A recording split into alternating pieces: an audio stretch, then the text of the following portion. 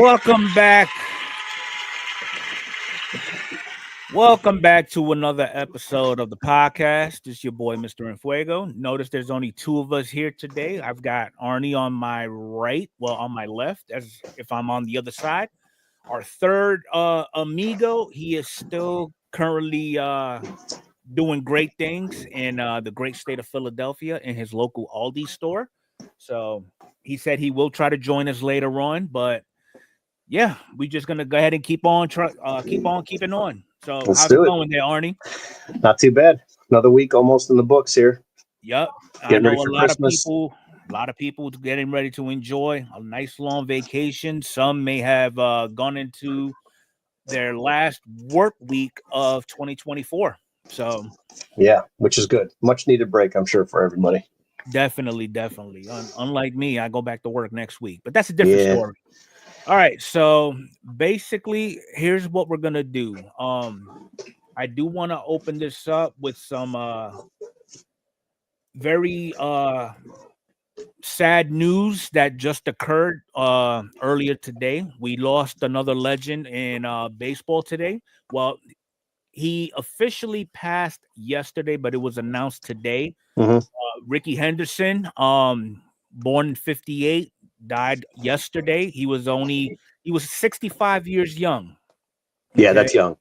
And I did some research to figure out the cause of death, and apparently he's been battling pneumonia for quite some time. Wow. So I mean, at that age, I mean you're susceptible for anything at this point. But just to get a quick glimpse for those of you who really aren't familiar with the Man of Steel, if you will.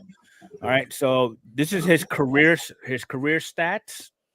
Okay, I mean, right now he is the king in stolen bases with over 1,400 stolen bases, and apparently there is somebody within the group who believes this record will never be broken. And I mean, I will say Ricky is fast for that era with this new generation of legs and speed. It's just going to be a matter of time. I'm not going to say it's going to happen overnight, next 5 years or whatever, but I do foresee this record being taken over by somebody else. Yeah, definitely. Is it possible? Yeah. Likely. I say no, but because we all talk about the records that are never going to be broken, the hit records, the steal records. So I always thought this one is going to be one of those, even if they do adjust the 2 pitches over to the first base to throw back, and then you can't throw back a third time. The runner has a pretty much free shot other than the throw to second. And then the extra 2 inches or whatever it was on the size of the base bags. I actually chuckled off that comment. I don't care how big they make that base. Yeah. Yeah. I mean, it's one of those things like that's not the issue. It's getting on base is the issue, right? I mean, we know the throw over. We get that. I mean, we know once you get on base, that's half the battle. That's more than half the battle. So I think the getting on base is where I think when I say that's a tough one to break. But again, who knows what's going to happen in the next so many years? It's just the amount of how he's. Yeah, that's a good comment there by Orlando Collector's Dream. Yes. Healthy. All of this. We could say this, Mike Trout. Okay, so 700 home runs. Pujols healthier. Every player, Griffey, Mantle. What if those guys would have had 800 home runs? Would have Mays had 750 had he been healthier? All these things pretty much are based on health. All of these comments. I mean, with Ricky, I don't know as much about him as your average collector or somebody who lives in that area, but when I was doing my little research on him, I was surprised to see he played for 9 different teams in a 25-year span. And he was desired. Those weren't just cheap deals. Those weren't, hey, I'm just floating around to get another million here or a million there towards the end of my career. Those were people were like, hey, Ricky's available. Let's go get him. He can help us out in many ways. And people just hear stolen bases, but look at those numbers. I mean, just 3 shy of 300 home runs, almost 280 batting average, 111.1 WAR, over 10,000 at bats. Yeah, it's pretty impressive. Very impressive. I mean, it's so impressive to the point where everybody's starting to pick his stuff up. Yeah. Okay, it's been really affordable in that PSA 7 range, and even the 8s you can get for right around 200, correct. couple grand roughly, and you'll dive into some more numbers. But for the longest time, that was a card that was like readily available. So what I got here is Ricky Henderson's rookie card from PSA 10, which a lot of us will likely never get their hands on, all the way on down to a PSA 5. Okay, so there was only one sale of that PSA 10, which literally happened recently at $144,000. Yeah, I think the record maybe around the COVID time, it was one of them I think hit close to 200, 185 or 180 plus the 20% juice for commission in an auction. And then like you said, last sale for a 5 was $45.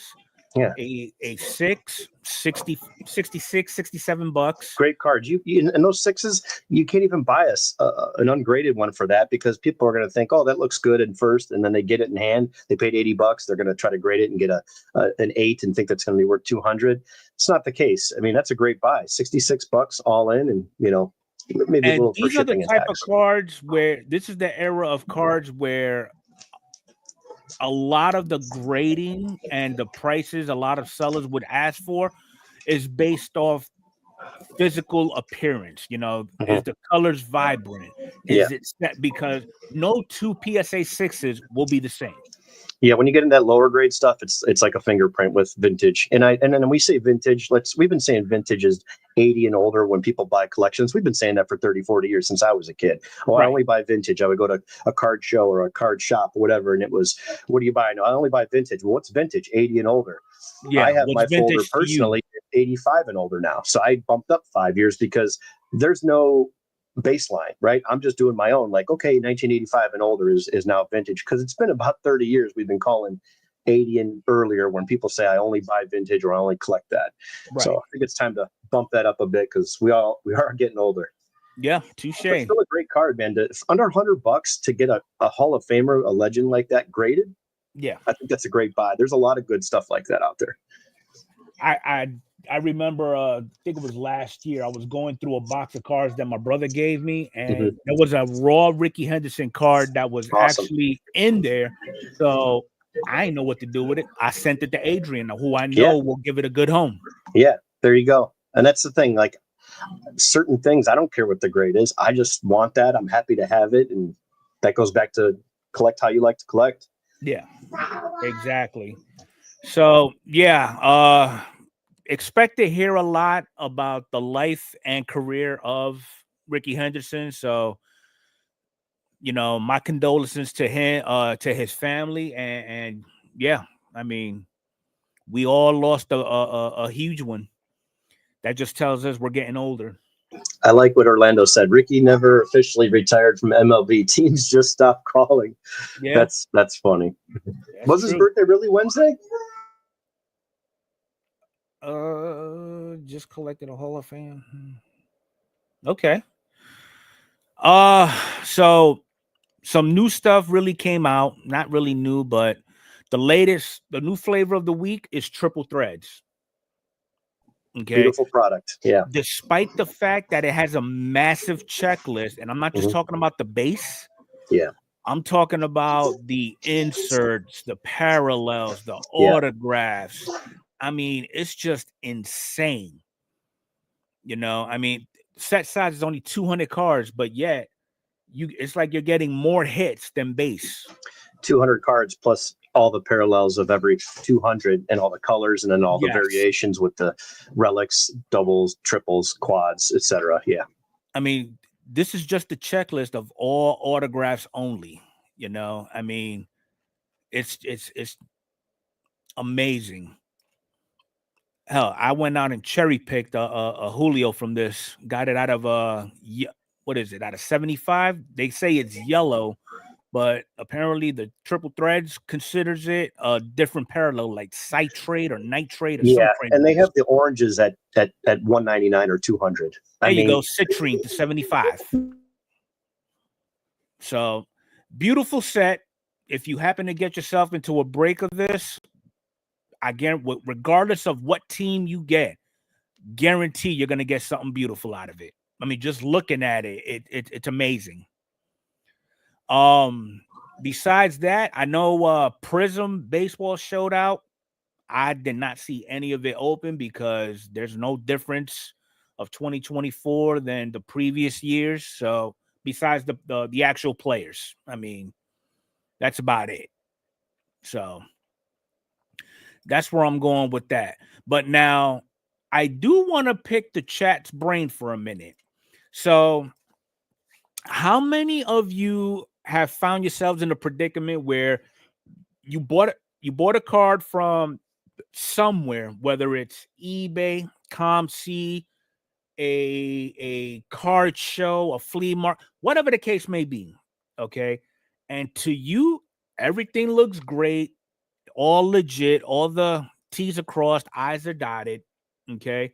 But then in this particular case, okay, we're gonna use eBay for example.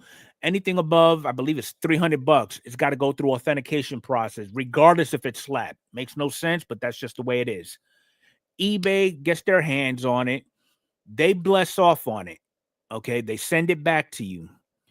For some reason, you decide you want to go ahead and send it up to PSA for whatever reason.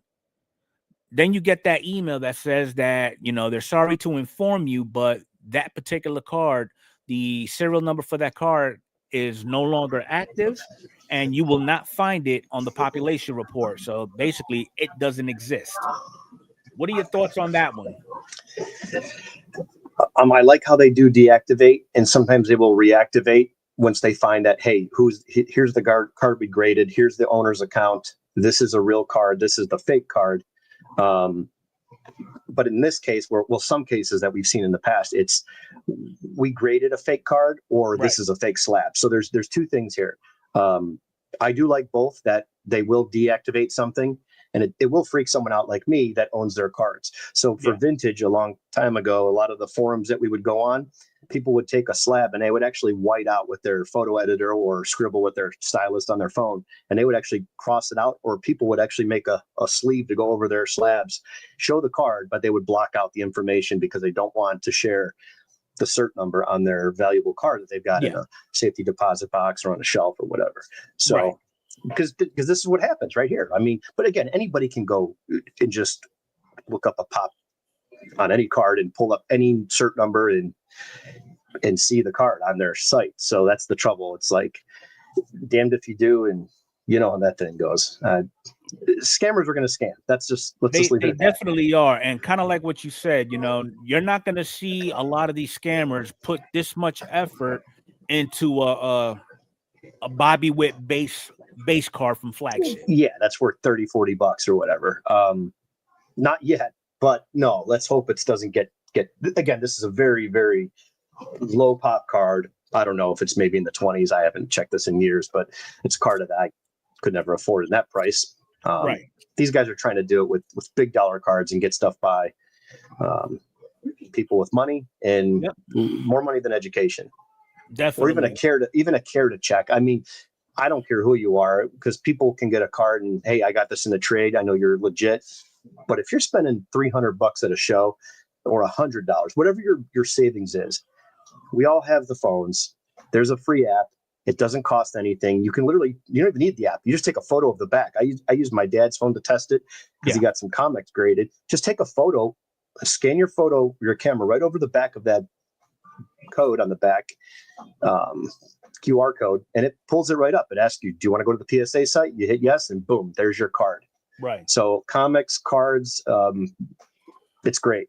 The PSA site is awesome for that. Just hover your camera right over the back of any slab. It'll take you right to that item. And then you know it's legit. Yep. And also look at the card in the slab too, because you may see a card that's a 9 and it's a valuable card, and you're going, wait a minute, this isn't the picture, but this is the slab. Right. That's what you need to pay attention to. So in this case, we had an individual who picked up a Tiffany 1986 Topps Traded Barry Bonds rookie card, PSA 5. Okay. The big thing is Tiffany went through all the process, and you got this big old eBay sticker here proving that it was authenticated. Mhm. But then somehow PSA got word of it or got their hands on it, and they completely deactivated it. And those stickers, mind you, I get that it's one of those layered stickers where when you peel it, certain dots are left and that silver ribbon there. Yep. Because most of us have gotten those or seen them. That stuff could be faked. I mean, they're faking everything. Clothes, purses, tags, doesn't matter. It looks identical to the stuff unless you're an expert. Yep. Same thing here. They're finding a way. Yeah. So I went to Tiffany Card's website because I guess whoever is operating or running this website knows the ins and outs of Tiffany Cards great through site. and through. So I went ahead and pulled up one of their things here. How to identify a Topps Tiffany card.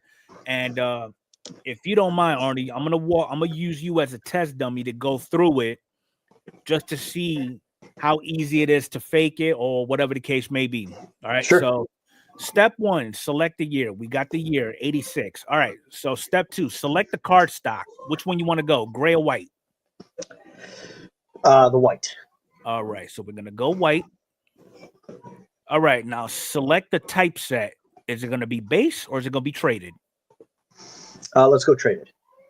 All right. Confirmation markings. Look at the back of your card. Find the small print copy info on the bottom.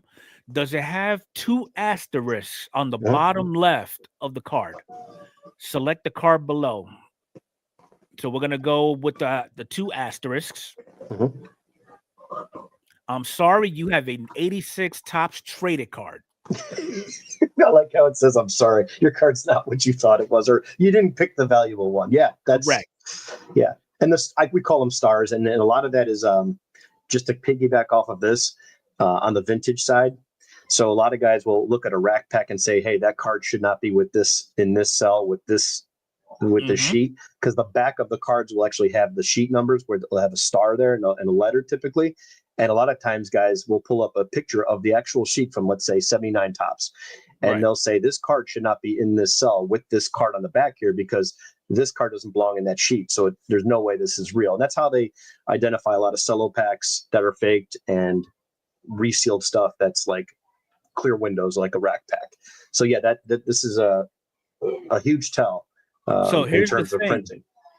On step 4, the clear indicator if you do or do not have an authentic Tiffany card, the true Tiffany's do not have those asterisks. So if we click on it, congratulations, you got a Tiffany card. Yeah. Or a really good faked one. You know, you still have to check the really glossy fronts are the dead giveaway. But a lot of times too, you know, I think Tom said, you know, with the glossy, that is correct. But keep in mind, sometimes these cards are open out of those sets, and can the gloss wear down? It's unlikely. Has it happened in the past? Yes, because I've seen cards that are more glossy. I've seen brand new factory sets open from 1987 that look like they just got a mist of gloss on them, and then some have a real nice smooth finish where it's like this thing looks like it was dipped in clear coat, like it was coated. And again, it's still a legit set. It's just the sheen is a little bit different. And we've all opened up flagship. Here's a stack of 2020. We've opened up packs and go, man, this is really nice and smooth. And we've opened up another box and go, wow, these are a little rough. And that's just a printing, you know, variation. Not nothing that's noted, but it's just a small subtle thing that you can find across the years. Yeah. I mean, so in the future, if you are looking to get into something that is highly sought after, you know, your Tiffany cards, the Desert Storm cards, T206s, big names from the 50s and 60s, make sure if you're not an expert, get an expert opinion. And I know there's the term expert in the hobby is used very loosely, but do your due diligence in making sure you know what you're spending your hard-earned money on. Yeah. Orlando says, I have the Tiffany sets from 86 to 90. He did a video last year showing the differences. So I said, Orlando, if you don't mind, if you can go back to your main page and just click the share button and drop that link in there. And it'd be nice to check that out for some of the people in the chat. Definitely. All right. So But yeah, just basically CYA, cover your ass. That's all. Cover your ass when you're spending your money. Is. That's it. Because I would hate we've all been there and we hate to, it sucks getting scammed or getting something stolen or losing money. And I would hate to see somebody who saved up for months on end just enough to get that Tiffany card they want. They send it off to grade, and next thing you know, it doesn't get graded because it's fake. Well, this brings a point what you just said. This opens your eyes for everything. Whatever your budget is. I'm not saying to go out and check every $20 PSA slab, but even if it's someone you know and you trust, there's a good chance that they trusted someone and they got burned. It doesn't mean they're trying to burn you, but do your own homework, because we all see the posts. Well, he should have done this. He should have done that. Just do your job and things will work out. Yep. Never rely on first person sources. Yeah. Get a especially when it's so easy to just scan the back of a card and at a show and take it from there. As weird as it sounds, when I go by looking for high-end stuff like that, I kind of use the same principle as when it comes to my health. Do I just want to go with the first opinion? Oh, you got cancer. Oh, damn, that sucks. Yeah. Get a second opinion, third, fourth, whatever it takes. A lot of time, and again, this doesn't mean that there's not cheap cards out there that are fraudulent. This is just the ones that get attention because there's so much money. If you just got your co-host. Yes, that's the side note. If anyone's interested, please contact us after the show. So, speaking of burned, there's a company right now that grades cards for a living that is currently on life support. Well, they were on life support. Let me rephrase that. Okay. And I say that because they are now officially under new management. So this came out on the 17th. Longtime grading company Beckett has a new owner after purchase by Hobby Company. Now, a lot of you are probably wondering, who the hell would pick up Beckett? Well, that's why I'm here to tell you. So the company is called Collectivists. Okay. And I don't know who they are, but for those who are into TCG, Yu-Gi-Oh, Pokemon, Lorcana, you name it, they get themselves into it, and they're known for a specific brand of TCG. I don't remember which one it was, but Dragon Shield. That's what it was. Okay. All right. And then they took the Beckett website and put it under their umbrella. So you got the regular Beckett plus Collectivists right on top. All right. So basically, they are now a part of the collectivist umbrella, and according to the new CEO of this company, they don't plan on changing anything about Beckett, with the exception of management, probably protocol, policy, things of that nature, typical stuff. Probably stuff that needed to be changed. Correct.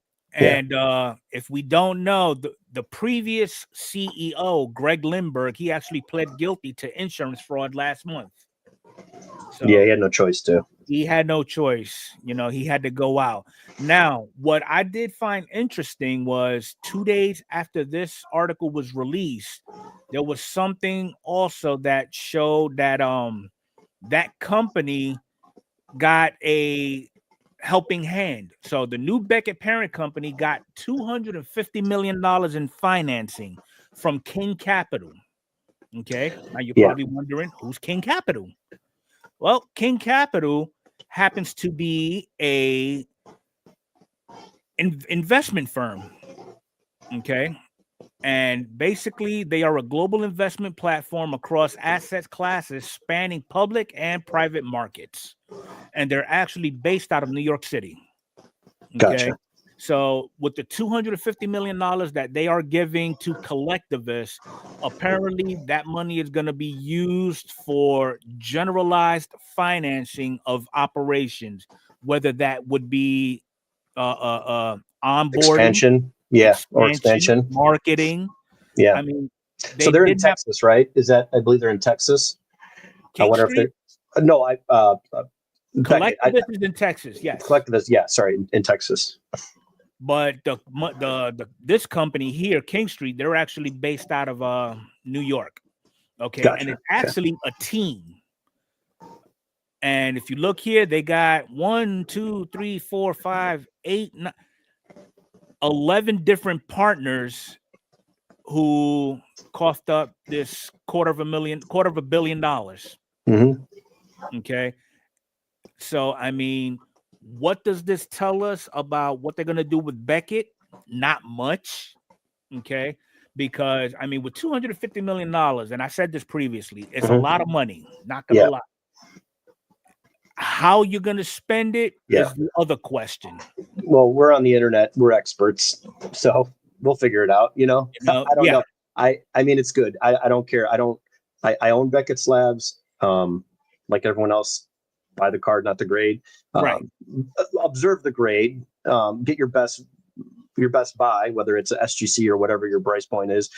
Look at all three of those bigger companies, and then look at the card. And if you're saving for a big card, the only thing I could tell people for advice is be patient, get it at a show, use cash, whether it's Cash App or cash in hand, or even trade, whatever it is, because you lose so much money on these auctions and these eBay sales where you're paying taxes on a card that's been, taxed 20 times with the money that's been handed down to your great grandfather. That card is 100 years old and you're trying to buy it for $1,000. You're going to spend another 100 plus in taxes and fees just to acquire that same card, where you can probably get that card for $950 cash at a show, and then shake hands with a dealer and then build a relationship. So I know it's not available for everybody to do because where they live, I get that. There's no shows, but if you have the ability to, try to buy stuff in person, hold the card, compare the card. Here's the worst case question in hand. Suppose King Street never forked up the $250 million, right? Yeah. At what point, or would you be able to foresee Beckett going down the same rabbit hole or being treated just like ISA, GSA grading? I think those real low end grading companies. I don't think that would go to that, because Beckett's always been one of the top dogs. And I think we talked before the show started, the one topic that I think is really good that you led into is 6, 7, 8 years ago, Beckett was the top dog. It wasn't PSA. Now we're only talking modern cards, the brand new Bowman stuff. All those guys that are in the Bowman, call it the Bowman game, for Bowman Chrome, and Bowman Draft. All three releases every year. All that real ultra modern stuff would all be in Beckett. Primarily, it's in Beckett slabs, and a lot of it still is today. Yeah, we're seeing a shift, and we see the overall growth of PSA and the big giant, then acquiring SGC. We get all that, but Beckett is no slouch of a company. So going back to that or getting down to that level, no, I don't think it'll ever get to that level, because I think they would either get acquired or just dissolve the company and go under, because that's been the term sinking ship for the last year. We're in December now, right? And you can see videos all over the internet that have covered that. But I look at $250 million and people willing to invest. They see something that we don't know. Let's be honest. We've been waiting for them to fail and collapse for the past year plus. They haven't done it yet.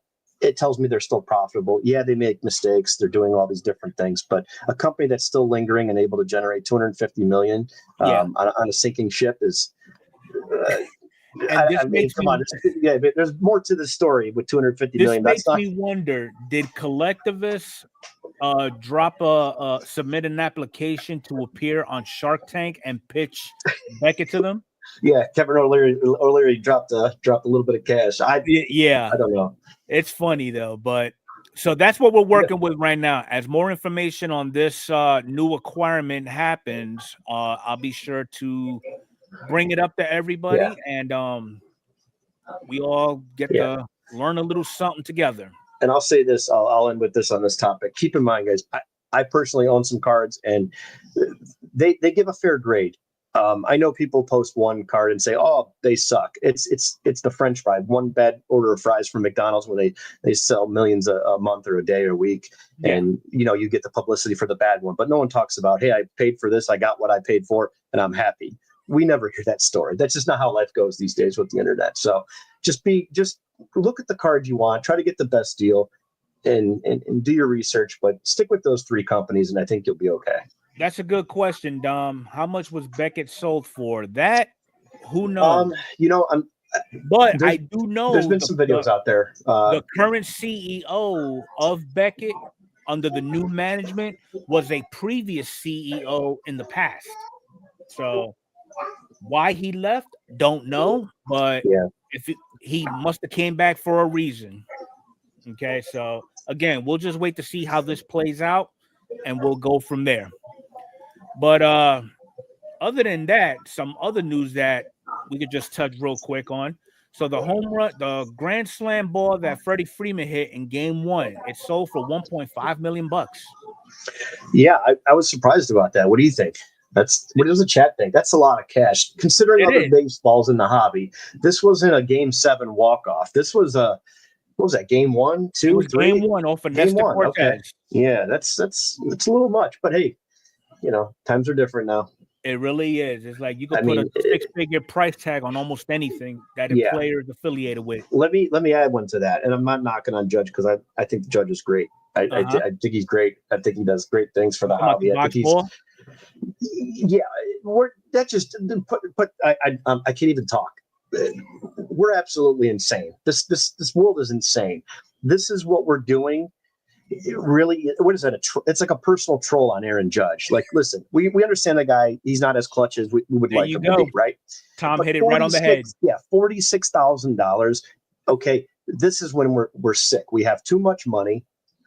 Was that a troll on Aaron Judge? Oh my God! Let's highlight one bad thing he did. Yeah, and he didn't play as great offensively, and he dropped one ball. Yeah. But what about all the stuff he did this year? What about the stuff staying in New York? What about all the stuff he does off the field? I mean, the kid won an MVP for Pete's sake. It's like, my God, these people in this world will find anything to attack someone that has like a flawless record, and it's just a good person. It's been over 10 years, 15 years since the Yankees appeared in the World Series. Yeah. And this is a whole new breed of Yankees. Yeah. And keep in mind, you can look at any player. No single player blows that. The team gets you to Game 7 and one guy makes a bad play. Yeah. No, that guy also got you through those years, the playoffs, and then to Game 7. So you can't just discount a guy for playing great and it was all him, or discount a guy for playing bad and it was like, see what he did? That's just too easy to go to the scapegoat and say, well, look at Aaron Judge, he dropped that ball. Because that happens. What if that was a tie game and that would have taken it to the 10th, and then it was Game 7 tied 2-2, and then that 2 runs scored, and then boom, game's over, or whatever. It was a 2-0 game, and then 3 runs scored. I ain't gonna lie, I am butthurt about that game though. Oh no, I understand. It was up 5-0. I expect you to be, 100%. That whole inning just went down the drain. Yeah, the same argument was made with a friend of mine he's a homer. He's a Cleveland fan. Yeah, but I'm so tired of this. I'm so tired of that. No, we were there. I don't care if we're spending $1 million a year or $1 billion a year and we have the highest payroll. The Indians were there. You're in the game. JRM hit better. Naylor hit better. You go down the list. You're there. You can't. It's the ALCS, the ALDS. These aren't teams that are bad. These are good teams. They made it, and one team played better. And that's how this sport works. So I just think it's disgusting that people A, have 46,000 to drop on that ball, and B, there's a price on that ball. Like that, to me, I've never heard of a dropped ball. The ball Buckner behind the bag was 86 Mets or whatever. Mm-hmm. I don't even know if that ball exists. Did his glove sell for that? His batting glove, his uniform, his cleats from that game. This is literally just a game in a playoff, a game in a series that's a big series, but 46,000 for a drop ball. It wasn't even Game 7. It wasn't the deciding of the whole thing. It was. I just. What do you guys think, Chad? Does anyone ever hear of a baseball or an article of clothing from a game where somebody dropped something or did something wrong to sell for that kind of money? I've never seen it. Well, Larkin said it best. I mean, there's just people out there that just have way too much money that they know what they can do with, I mean, can we fault them? No. But now this is a clear-cut example of frivolous spending. I mean, there's no really other way to put it. Normally, people would buy historic things that are from a positive point. But yet, is that a confirmed sale? Do we have like documentation? Some of these sales, I just don't know if they even are they real or is this just an article? Because I still can't gather how someone had 46,000 laying around to buy that. Yeah, I mean, I'm actually gonna look that up. I just don't remember that ball being available on one of the big auction houses and it being promoted and advertised, because $46K for a ball is a lot of money. Yeah, it is. It really is. I mean, it's just I don't get it. Okay, so here is the article on it. So the drop ball sold by the MLB got $43,500 in auction. Okay, to elaborate now, we have to see, was this like a charity thing? Because now it would make a little bit more sense, but still, I don't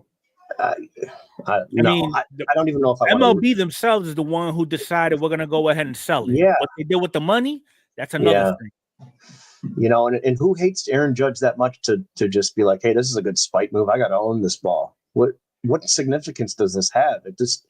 What game was this? Was this game one? Now, see, this is being petty. In reality, the ball was part of a large year-end auction organized by the league, which included drop fly ball by Aaron Judge in its description of the item. Okay, but it wasn't an inscription on the ball. No, he didn't sign it for like, that hey, would this be is a for slap charity. in the face. It would be, but it'd be different if we found out it was for like a good cause. You know what I mean? But I again, who would want that ball? Hey, Aaron, you remember this? Here, sign this and put this on there so we can raise some money. I'm sure somebody who lives in the great state of California would, especially if they're a Dodger fan. Yeah, I mean, but and even that though, what do you need that for? Like, what is the gain? Oh, I have this on. Hey, check this out, guys. You're in your man cave with a bunch of rich friends, and hey, check this out over here. Remember when Aaron Judge dropped that? Like in a year from now, or even 6 months from now, people are going to say no. I remember Ohtani having a great year and hit a bunch of home runs, but I don't remember a drop ball in the outfield. And that's another thing. The 50th home run ball that Ohtani hit, that sold in auction, and that ball is no longer in the U.S. Yeah, and I think that's going to be displayed and whatever they have going on for Ohtani in terms of museum right now. Yeah, so I mean, it would be great to have that ball. Is that ball going to get passed around? Will it come back to Cooperstown or something in the future? Maybe not. But maybe not. Either way, it's a part of history. It's something to talk about. I think like I said, 6 months, I don't think anyone's going to remember this drop fly ball or any details about it. Yeah. But now moving on to a topic that is more on our level. How many times have we got into breaks or we've ripped a box or two? And it doesn't have to be low end. Let's go with museum collection, for example. Okay.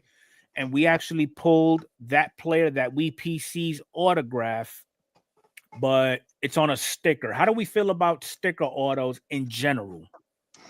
For me, I'll put the outlier out there, even though I don't like them. I understand why there are sticker autos is Chrome update. Otherwise, if I have my choice, my wish list, I get that. I'm a person of I'm realistic. I don't like them, but I'm also understanding that, okay, when they sign these cards and they get these contracts and they print these cards, it's way before update comes out. So they have to do stickers. But in order to get those players into the product, they do the sticker format. Now, when you talk about the real nice product, like we were just mentioning, triple threads, museum collection, luminaries, right? Dynasty. All of it. There is no reason any of those cards should be.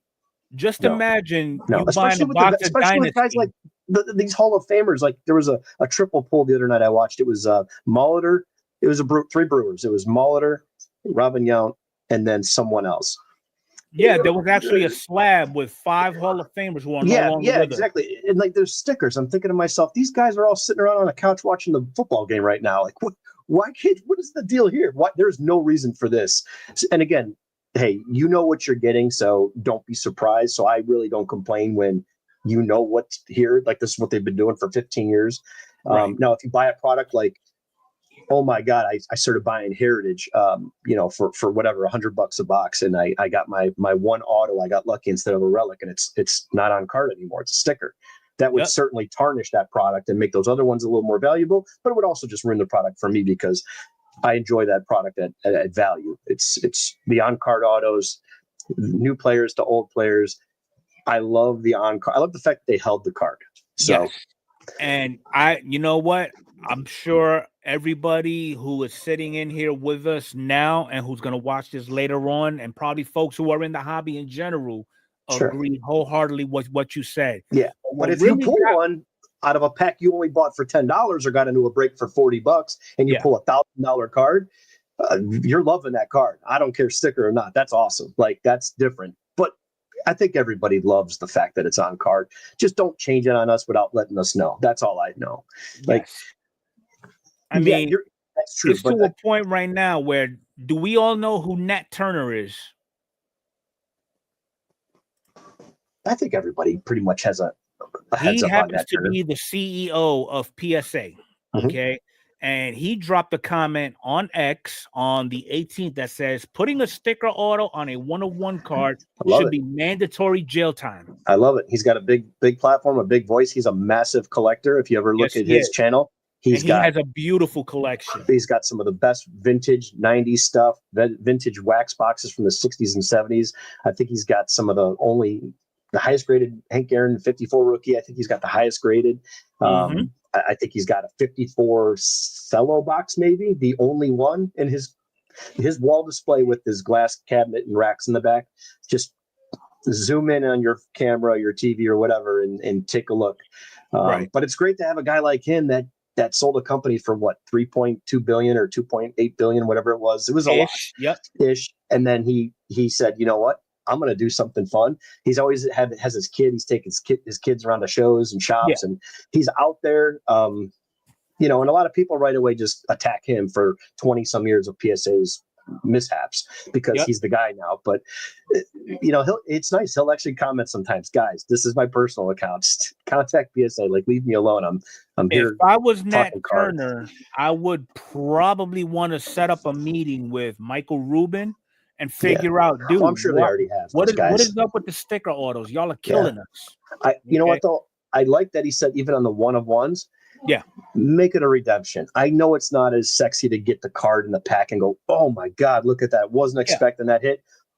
But when you see a redemption, you build it up and you peel it slow or you rip it fast, whatever. It's still a redemption. Right. Would you guys wait? Would the chat wait if you had a chance to get a redemption, or would you rather have the card on a sticker in the pack? I mean, honestly, I would actually wait for the redemption, especially the quick turnaround that they've been having. Yes, and with the addition of the 10 years added, or the overall combined 10 years, 8 years added back to 22, I think that's an easier answer. But there's Nikki. Give me a sticker auto of a great player than an on card of a scrub. That's another conversation, right? So again, but here's another thing too. We all open cards. We all like to open packs. It's not feasible for a lot of people. You get a card out of a retail pack or in a break or whatever it is, it just feels good. And you do change your mind once you have that card and you're now ownership of that card. We're talking about hypotheticals here where it's like these are $400 to $800 to $1,000 plus boxes. These aren't $250 boxes. These aren't $80 boxes. Good point, Larkin. Yeah, but here's the thing, Larkin. Keep in mind, I think a lot of this where it turned to being accepted as the newer products, right? Right. They can do this with these sheets. Here's the flagship Bowman. Here's the flagship top stuff. It's already printed. We know what we're doing. We're doing 3 releases a year. It's first series, second series update, and then we're doing Bowman Chrome, and Bowman Draft. Now everything after that started being added, whether it was luminaries, whether it was black gold or tops gold or tops this or tops whatever, you name it. I think all these other ones that are being added over the years, they found an easier way to do these where they don't have to send a rep. They don't have to send cards, valuable cards, and send them to people and then have a representative that's regional or local or a meet and greet type of deal where they used to put stickers on the back of cards back in the 90s and early 2000s. You get some of those top certified. There's actually a hologram on the back that's adhered to the actual card. And then the autograph is on the front. That's how Topps used to do things as well. Yeah. And a lot of people didn't like extra things on cards where, it's damaging them. With the redemptions, 5-6 years ago, I would have hated it because the redemption process sucked back then. But now it's come full on. It did a 180 turnaround. Well, I will say that's a bright spot for fanatics, and I'm one of those guys that will definitely bash someone when it's warranted. Not bashing, but just point out the fact that, hey, listen, this is garbage. But I've sent cards for damages and redemptions many, many years ago. Fanatics has done a complete 180 and a 100+% job improvement, maybe even more than that. It's just they've improved drastically. It's great. And those two areas, if they just continue to take that type of change with all this other stuff, things will be okay in the hobby. Exactly. So I did post a comment in reply to Dom because his issue was the expiration dates and the waiting. But again, as of recent, they've cut the wait time more than half, and they've expanded the expiration from 2 years to 10 years. So, I mean, kudos to Fanatics for that. Yeah. And that's a lot of players that, the people that stash wax boxes and have stuff on the shelf, that helps. But, it's definitely a good thing. So I do like the fact that we have $250 million being pumped into the grading space. We have Nat Turner not afraid to speak out, which he's done in the past. Not afraid to say things like that where, hey, I get it. You're telling me you can't, please, like that one card that LeBron and who's it? LeBron. It's who's the kid? Steph Curry, and then the other tall guy that switched to the Warriors. Now he's over at Brooklyn. I can't think of his name. The three guys. He's talking about Wemby? No, the three cards, that Olympic card that's supposed to be like. And KD, I think it is. In KD, people were saying like, if that has 3 stickers and you can't get these guys hang out all the time, like you can't FedEx this thing 3 times in 3 days overnight for $30 a pop to make this card travel. I mean, hey, LeBron, I need you to video this and send me the file and sign the card. Have someone hold the phone. Done. There's the video file. It's too easy. There's no reason for it. But again, he's making a point. Go back to that comment. What card was that about? What topic was that on? Is it any one of one, or was this just something about sticker autos? He just wrote it in generality. I bet you he pulled a one of one and it was a sticker, and he goes, "Damn it, why is this a sticker?" Yeah. That could have been it. You know what? I'm almost positive that's probably what happened. He was probably ripping some cards with his kids, and he pulled a 1-on-1 sticker auto. Click on those 67 comments right there. Does it show anything under his name? Yeah. See if there's anything on the comments. Can we see like what that was all about? Okay, there's an example. Tom Brady sticker auto, Turkish prison. Sticker autos on high end should be parole for 18 months. Oh, that's where okay, I see where this is going. All right. Yeah, there's more to this. Yeah, straight to jail. That's a good one. Yeah, agreed.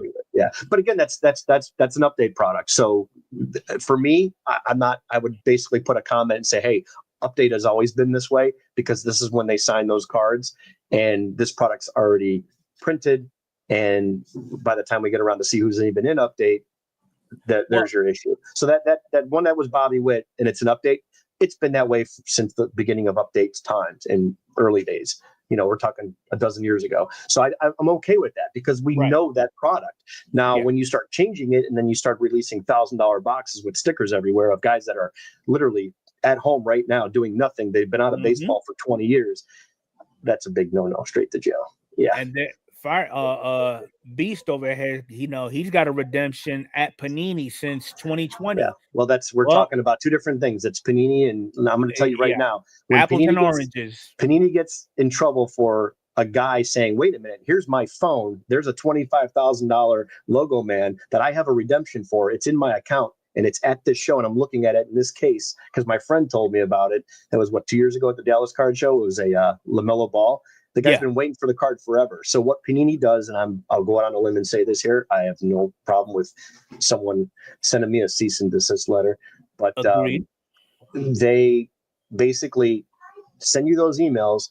Would you like a replacement? Would you like Panini points? Would you like this? It's only on those big dollar cards, the popular names, because they will manipulate that and wait for that to expire or wait for you to give in and then basically say, here's some points, here's some garbage. And they take those cards and then they're being flipped and sold and out to market months later.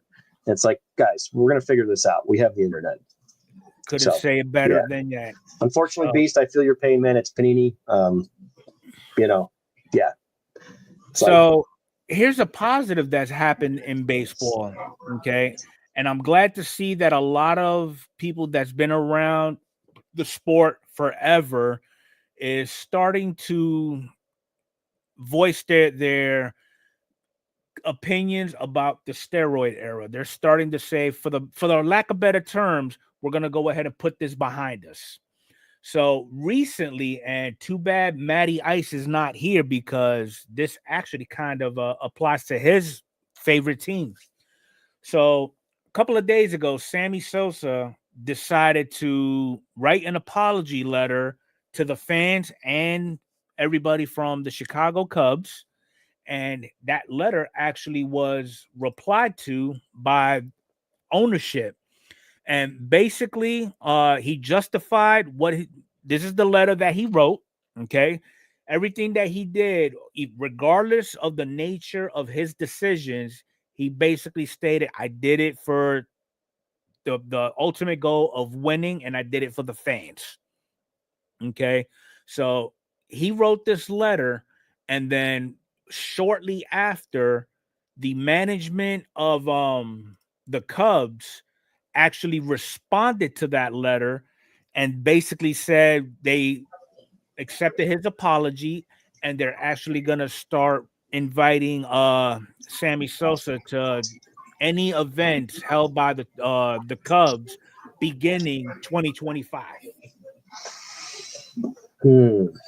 I mean, listen, people aren't perfect. It's easy to bash right away and dig on them and go at somebody.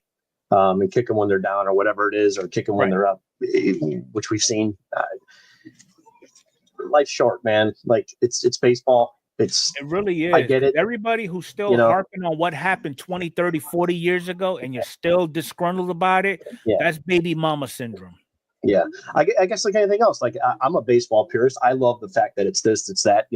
I'd love to have Pete Rose and all these other guys in, but the reality is, you broke the rules, so be it. But still enjoy the game. The fact that, listen, no one's saying that he's not the greatest, he's not the hit king. We're not saying that Sammy Sosa didn't crush a bunch of home runs and it wasn't awesome. I don't think anyone's saying that. I just think that it's the hot button. It's easy to talk about the negative stuff, and that's it. Pretty much. So glad to see that people are starting to be more receptive to those that were actually a part of that whole Mitchell report and the scandal with the PEDs. So moving on from that. Okay, so for those of you who actually have been tuning into the podcast, back in the era of both Adrian and I, there was a specific story that we covered regarding thievery of cards valued at about $2 million from a hotel that was hosting a memory lane auction. Okay. So basically, the individuals who went through the criminal justice process, they were found guilty, and now they're getting 4 to 6 years in prison for stealing $2 million. Okay. And here's the pictures of both gentlemen. Now, mind you, throughout this whole investigation, the whole legal process, there was still 2 cards that have not been accounted for. And those 2 cards happens to be the T204 Ramley Walter Johnson and then the 1941 play ball Teddy Williams. No idea where those cards are at. Yeah. Those cards are still being actively sought after. That Ramley is an extremely rare card. The play ball not as rare, but that's a very nice high grade copy. But the other one, correct, very rare. And these are just some of the cards that were actually stolen, because they did when we first broke this story out, it was a total of 54 total cards in general. And, you know, the cards that were actually stolen, I'm just like, wow. We're talking about T206s. Okay, so here's some items that were actually a part of that box. 14 rare Crackerjack cards, numerous T206 cards, some other cards from the 1114 Brunner's Bread cards set, early exhibits, and high grades of Mantle and Clemente, just to name a few.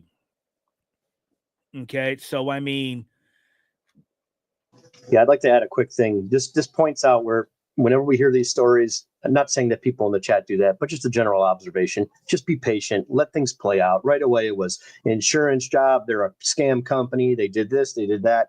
It was none of that. The guy didn't even know what he stole. One was getting fired. The other guy quit, and they grabbed the box and package. They had no idea what was inside. No idea the contents.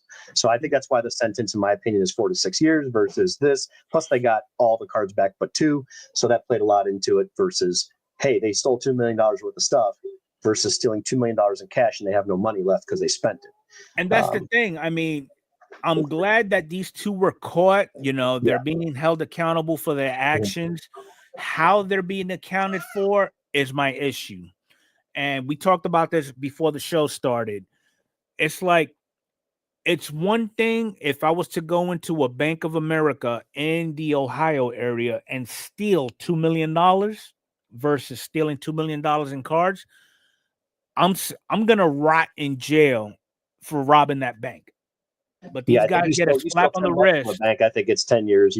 That's why a lot of people will, you see people that steal and rob a bunch of convenience stores, or they go from business to business. You could rob 20 of those and do less time than if you stole 5,000 and robbed one bank. Yeah. So yeah, and again, the whole criminal justice system is not just Ohio, because I'm in Ohio and I knew relatively know people that know of these people, and I'll leave it at that.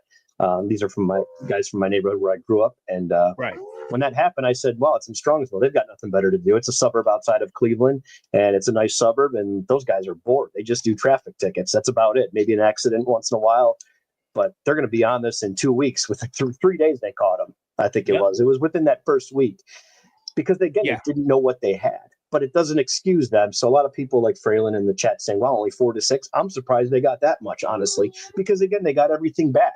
And this was a guy working a job that just was disgruntled, left, and snagged the box on his way out. I mean, if I'm not mistaken, I think one of the culprits was actually an employee of that hotel. Yeah. I think, and the one is a relative of the guy that did it. Yeah, because we Orlando, if you remember in the chat, we were actually at the trade night at that hotel room. It's crazy, I mean, but again, glad to see that there's accountability being implemented. Hopefully individuals going forward who even begin to ponder making some type of gesture on stealing something that don't belong to them, they could look back on this situation and be like, you know what? I'm not going to do it, because they could probably be in one of those states where the penalties are a lot worse. Yeah, that's true. And I think we see that. We can look at everything like, well, this guy got off on manslaughter, but he still, did, what to somebody. And you go, wow, he only got this many years. It happens all the time. But yeah, is the bottom line is people are being held accountable, whether it's a small thing or a big thing or misdemeanor or a fine, being caught. Period, where the guy that stole some cards and was mis-scanning at Walmart, and then whatever. Any of those stories are great when people get caught, because the hobby is not the reason these people are stealing this stuff. It's what they're doing in their life currently is why this happened, and they just need to get on a better path. Fralin poses a question to our resident Ohioan. No, they do not, and I don't think anywhere else does, other than California. With the checks. California has a 3-strike rule, and New York does. Yeah. So, but that's well above the realms of the hobby. That's those story. 2 cards was the finder fee. Adam, that's funny. Adam, you're terrible. No comment. Okay. So moving right along. So we got another huge event coming up in January. Okay, we did the Classic Era Hall of Fame selection, and we got two deserving individuals that were selected for induction into the Hall of Fame. Okay, Dave Parker and Dick Allen. Now, we have information on a prediction for the upcoming actual Baseball Writers Association of America voting. And I'd love to see what the chat would their opinions are about what you're about to see. So right now we are predicting Ichiro unanimous. I agree. He should be. CC is going to probably miss unanimous by maybe 3 to 4 votes. Billy Wagner, it's his last year. I'm sure he's going to get in. But then we got all this. And then these are everybody who's going to be cut from the list for future consideration. So what are we thinking?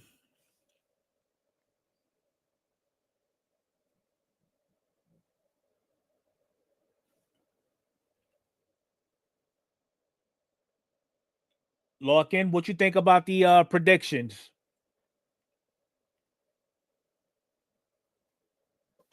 My only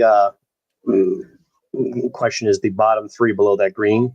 Really, just 2 of them, which would be Beltran and Jones. Yeah. Okay. Jones just doesn't get enough. Jones is one of the best fielders out there that we've ever seen. Right. So I'd like Jones to be. I hope Jones gets in quick. So, but yeah, I agree with everything you said there. And I think the Hall of Fame falls victim to people on the list, and the Hall of Fame voting fall victim to the eligibility time. This guy was eligible when I was eligible, so I got squeezed out based on that, which to me that's just not a reason for not being on this list longer. Or that's probably the only, if I was able to pick one thing to tweak, it would be that. Okay, so according to Larkin, Ichiro and Wagner are the only locks. Not sure if anyone else gets in. Wow, no love for CC, huh? Yeah, CC. I mean, CC is a legend. Yeah. And I'm a Cleveland fan, I mean, I said to watch him leave. CC is awesome. Yep. So real quick, here's a shameless plug. Adam has finally reached 1,000 subscribers. Nice, Adam. There we go. Congratulations, Adam. Nice. Well deserved.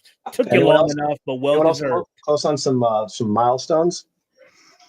That is awesome. Yeah. Glad to see that a lot of our community members are actually progressing, whether they're actually putting in the work or it's just coming natural, doesn't matter. Yeah. Agree. So, but I'm looking at this list right now, and I know for a fact these two, A-Rod and Man Ram, they're still gonna have that whole PED's dark cloud held over their head. 2 of the greatest. Okay? But now there is Mark Newman. He happens to be one of the voters this year. Okay, said it best. A-Rod, 2 of the top 5 all-time home run hitters are not in Cooperstown. Bonds at 762, A-Rod 696. Aaron is second, Babe is third, Pujols batting cleanup with 703. Will be eligible for the Hall of Fame in 2028. All 5 plaques should be there, not to mention Pete Rose. That spoke volumes to me. Okay, whether PEDs are involved or not, because again, and I'm sticking to my guns with this. How do we know that anybody who is currently in the Hall of Fame right now has stumbled upon some type of substance that MLB frowned upon at one point or another, but yet they're in? I mean, again, with A-Rod, you take away a third of his resume, he's still a lock for Hall of Fame, in my opinion. Yeah, keep in mind. I think that's a great point, and all of these have some good points. One thing I'll point out though, when you're bringing up a list of the top players that are not in the Hall of Fame, I guess I don't like this part. I'm over here with my cursor that no one can see, but I'm pointing out the second line of that number one there under A-Rod, 714 Albert Pujols. When you say things like that, I don't like this part of the hobby or this part of writing and the media, because you're just trying to do that to make a better point. But the reality is the whole entire world knows that Albert Pujols, when it's time to get in, he's going to get in. I think this letter serves better and is off to a better start without that being said. Well, because you're talking about guys that are quote unquote A-Rod and Bonds being steroid users, and then you bring up someone that's not in yet, but he's not in yet because of just the rules of the exactly. It has nothing to do with anything in this topic. That's where articles like this, I get upset. They lose me. I have no interest in them. Here's the thing though, Arnie. Point. I mean, it kind of makes sense. You've got 4 of the top 5 home run hitters in the 700 home run club. Yeah. So it kind of fits. Yeah. Granted, yes. I guess I was looking ahead to try to get these other guys in collectively because they were lumped into this when they did steroids, like the Bonds and the A-Rod. That's what I guess I should have said it that way. Yeah. Yeah. And then here's another thing too that's caught my eye. Adrian Beltre, obviously first rounder despite never winning a ring, which doesn't matter in most sports, but not in Mike Schmidt's class of third base, higher average voting percentage. Again, it's based on who is eligible while you're being eligible yourself. That's not a crime against you and your game. Yeah. So a lot of these guys should just be in because they're in. Like, this voting process is ridiculous. You're a Hall of Famer as soon as you retire, or you're not. That's how I see the Hall of Fame. I think it's just a job and a club and a clique and a popularity thing for all these writers, because they would have nothing to do if we didn't vote on the Hall of Fame. Either your stats are in or you're out. What's changing in 20 years? What took Fred McGriff that long to get in? What took anybody that long to get in? He left it all on the field. He played great, and that's it. If it has to do with nothing but baseball, as soon as you retire, all right, we're going to vote and let you know if you're in. All right, your ceremony's next year. You're in, you're out, you're in, you're out. Done. And I love how he ended his statement. Writers are still a good group to do this voting. The era committees have improved, with many wrongs righted in recent years. There are still many legends. There are still missing legends. There are still plaques that should be yanked off the wall, which tells me that there's people that are not deserving of enshrinement. But bottom line is, there is an awestruck patrons in the gallery whenever you walk through the Hall of Fame. So, I mean, to me, this tells me, based off of what he's saying, we need to stop holding stuff over people's heads after they've been out of the game for years upon years, and let's move on. Let's look at. You're 100% right. But how do you get these other writers to do the same thing? It's so tough. It's just like, we can sit here and bump heads on difference of opinions on any topic with anybody in the chat, me and you, Mike, whoever. Yep. It's hard. It's hard to get people to agree on the same thing collectively for the majority. So I guess for me, I just have a hard time with stuff that doesn't make sense. And if I'm wrong, like, point it out. Hey, I appreciate it. I learned something. Let's move forward. But some of these guys that are on here, it's like, they're just great baseball players. I mean, look, this was his ballot from 23. He's got Beltre, Helton, Jones, Mauer, Pettit, A-Rod, Sheffield, Utley, and Wagner. Wow, he's got A-Rod and Pettit on there too. Both guys that are, that people say will never. Wow. Okay. So, I mean, he's one of those seasoned voters who look past all the shenanigans. Here's another thing too. Bartolo Colon is on there. Now, to these guys, here's the problem I have with this. It's hard for the mind to see something go, we'll get him next time, because there's 7 more years for his eligibility. We got to get this vote for this guy now. That does play into it. It's impossible for anyone to believe that it doesn't. It's impossible for me to believe that. That's why I think the Hall of Fame voting should be completely different. You're either a Hall of Famer or you're not. This whole drawn out, process of 8 years. And I didn't get in because this guy was above me, and I had 5 other Hall of Famers for 8 straight years that were better than me, but I was just as good as the other 90% of the league. That's kind of like the guys that are getting in now, like the Cobra. So back in 74, he was a rookie. When he retired, was he not a Hall of Famer then? It took this many years later for him to get in the Hall of Fame. I don't believe that. I don't buy it. You're either eligible or you're not. And everything in between to me is garbage. I personally believe the voting committee should not be left to youngsters, especially those that were either too young to know about baseball in the 90s, or they just wasn't even born at that period. Again, we're talking about stuff that, I think I brought up Miggy Cabrera. Like, I got to watch that guy play several times, many times, probably over a dozen, just because he played in Cleveland a lot against, the Indians. But I took it all for granted. I never look at it and go, man, this guy's never going to play again. But it's like, you look it back and you're like, man, this guy was amazing. Yeah. I think that's just more focus on the game, more focus on the sport, more focus on the cards. I don't want to hear any of this. I don't want to hear it anymore. I just want to enjoy the game. I want to enjoy these players. These guys are amazing. These guys are legends. These are the guys that we collect vintage cards of. We never got to see play. And here we have Mike Trout, Pujols, and guys playing right before our eyes doing it. It's insane. I mean, something needs to be done. I mean, it would be nice to have fan feedback. Let me interrupt you. With the All-Star. Since you do have one of your best players that you do PC is on this list, he's the number one topic outside of Bonds. He's number 2, 1A, 1B. Would you be okay with an asterisk or another section? Not a section, but just an asterisk wherever they place him. And just an asterisk. He's in the Hall of Fame. That's all that matters. Gotcha. And I agree with that. I'm fine with that. Because, I mean, the number 6 home run king on the list is Willie Mays with 660. And A-Rod's beat him, his record, by 36 home runs.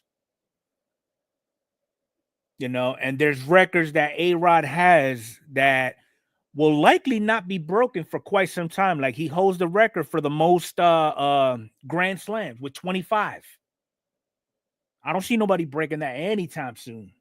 Does the chat feel the same way? Do you guys feel about, would you be okay with a player, even if you don't PC them or you don't collect them or watch them, would you be okay with them in the Hall of Fame, but just a write-up or some documentation of the series?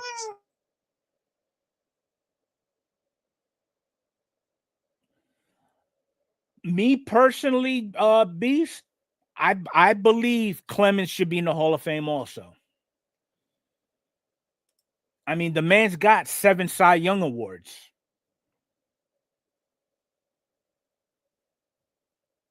There's really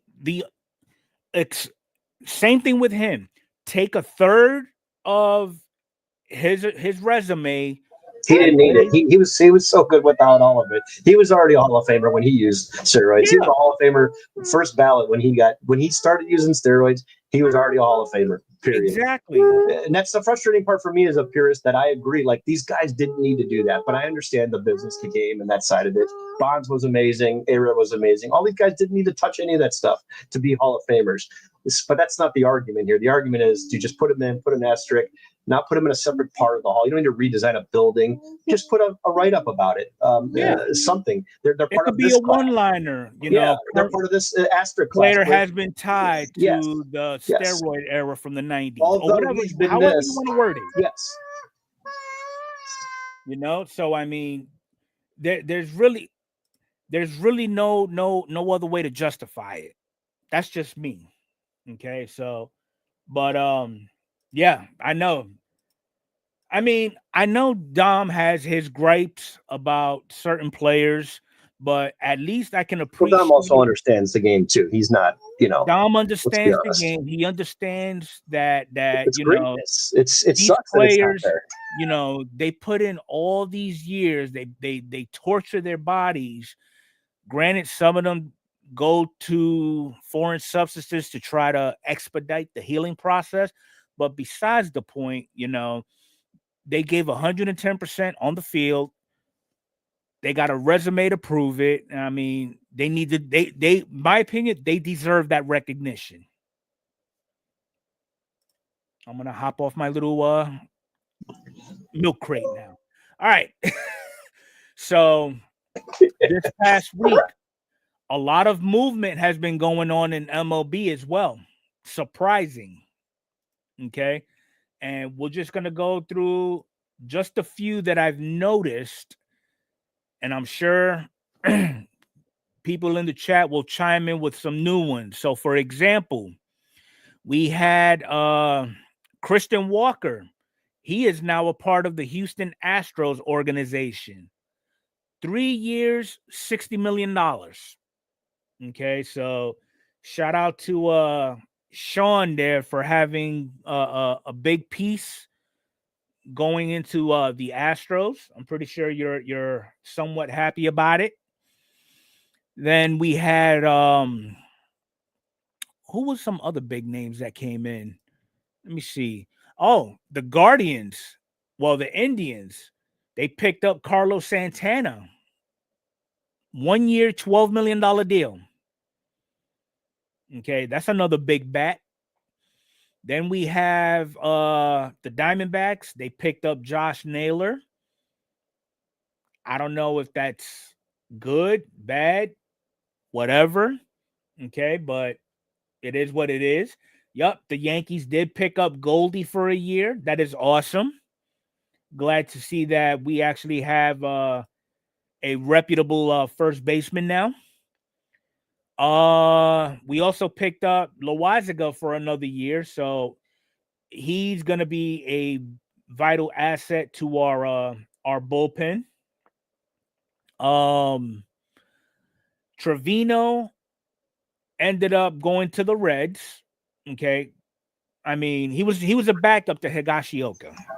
So did the Yankees really lose anything? Not so much. But there was one transaction that I found kind of funny that I wanted to share with everybody.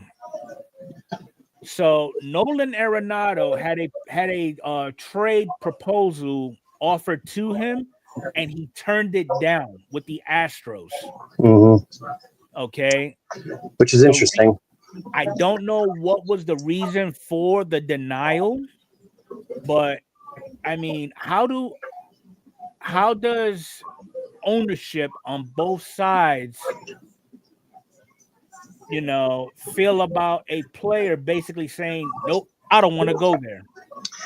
I guess the easy to go to would be the cheating scandal, the history behind the Astros, or the non-love for that team. Right. But it also could have to do with the state. Okay. Could have to deal with that. It also could deal with what type of deal was it? And then like the bottom paragraph there next to that hockey rumors arrow, it says the uncertainty with Alex Bregman. So yeah, with Alex Bregman, we don't know what's going to happen. So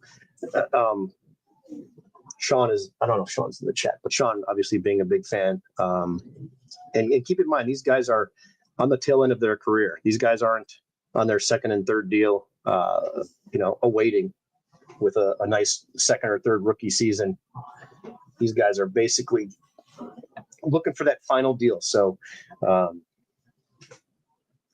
I get it. The Cardinals look like they're just trying to get a lot younger right now. So it's easy to speculate with this stuff. It can go in a bunch of different directions with speculation. I mean, because if I'm not mistaken, the last time somebody went through this kind of scenario was Manny Machado, was it not? Yeah, if you want to post Beast's comment there, his wife. Oh, hell no, not the Astros. Yeah, listen, man, these guys are established players. These guys just eclipsed the 300 home run mark. He's probably at 330, 350 or something like that. For clarity and not fake news. Oh, okay. Yeah, still this contract. Okay. But yeah, back to this contract here with, or this deal with Arenado. I think a lot of it has to do with stuff that we don't know, stuff that we're not, Okay, so this comment makes sense. This comment makes a lot of sense from Larkin. They lost Tucker, they lost Bregman, and didn't have Walker at the time, so he was worried that they would not be a contender. That's a possibility. Who are we talking about? Jordan Walker? Yep. No, Christian Walker. Walker. Oh, I'm sorry. Okay, I see what you're saying. Yep, I got you. Okay. So I mean, again, this is the beauty of it. You know, I picked if they weren't going to get Soto, they're going to go after Pete Alonso to replace Rizzo. Well, And obviously he's still Rizzo was going out there. Yeah, and now he's still out there. But the backup was the easier deal. And again, that's short term. That 1 year deal. Those are short stopgaps because they're going to use the rest of that to go after some. Oh, that's great news. Is this real right here? This will make me happy. This is real. I know you missed it. Yeah, I love that. See, now that's great. I hate to see Naylor go. I love Naylor, but that is the best news we got right there. Carlos Santana. Even if it's just a 1 year. That's all we need him for. So he could play first base, and then we can move Manzardo to DH because Naylor's gone. That's beautiful. I love that. Yeah, that's awesome. Yeah, I hate to see Naylor go, but listen, guys, we weren't going to pay Naylor. So 1 more year of control, and then we get nothing. Now we got a top prospect. Well, that's a rookie now, Sassoni, or now I have to learn how to spell his name because he's on my team. So Slade Sassoni for and a prospect for Josh Naylor for that 1 year. And they're going to have to deal with paying him.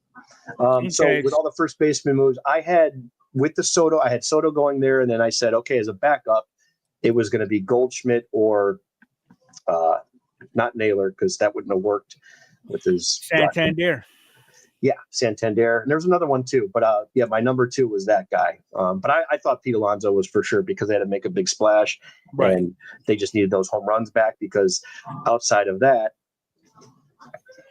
you know, you don't have a ton of walks from him. You do have more strikeouts with Alonso, but it would cost them a lot more money. As a non-Yankee fan, I think it's a great move for the Yankees because you get a experienced player, you get all of that good clubhouse stuff, clean player, meaning good in the clubhouse. Everybody loves him. You never hear anything bad about him for rental money price, and you can focus on all your prospects because the Yankees are pretty young right now. Surprisingly, yes, they are. All around from their 2 of their 3 best pitchers now to pretty much their whole infield is all young except for, you know, Goldie. I think Goldie will bring Goldie's in his mid-30s. Yeah. But was Goldie, I don't understand that deal. Was Goldie just like, hey, I'm going to hang it up, I'm done, or I'll play 1 year here? No, they probably, I mean, who knows? I mean, what you're saying, what I'm thinking, what the chat's probably thinking, probably plays a role in it. This is the fun part about the offseason. It's like, man, I got to go out and start getting some Slade Sassoni rookies, and which I have a lot because I've been collecting Lawler and breaks. So I do have some rookies and autos of him, and I have a nice gold to 50 that I never got rid of because it was too cheap, and I think I got offered like $20 for it. I'm like, I'm not getting rid of a gold rookie. This guy could be great in 10 years. So I kept it. Now I'm happy I did because he's going to be a Cleveland Indian. So this stuff I love because I can go collect cheap dollar autos and $5 cards with a guy that nobody cares about now. I mean, isn't that what don't you look forward to that too? Like you're like, God, I got to get some goldies now. I got to get some goldies in the Yankees. Definitely. I wouldn't mind picking up a nice parallel or 2 of them. Hell, I might even dig in for a rookie. So we talked about this before. I don't know how you guys do it, chat, but in the chat, when you get a card or a player, do you go out for their most recent cards, their rookies, or do you just wait for them? I only want them in the team that I support. For me, it's I got to have the rookie. I don't care about everything in between, and I want the first card and some parallels of them in my Cleveland uniform. So, especially with these long tenured players like the Goldies or Arenados. Yeah. So Sean does RC and the new stuff. Okay. I think it's just fun to collect. It's like, great, now I can go collect this guy. Yeah.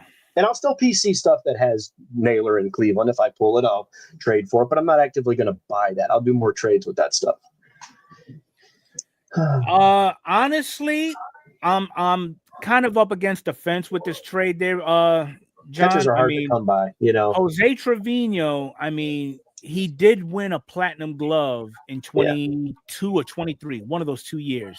Yeah. For another relief pitcher and Alex Jackson, who I really don't know anything about.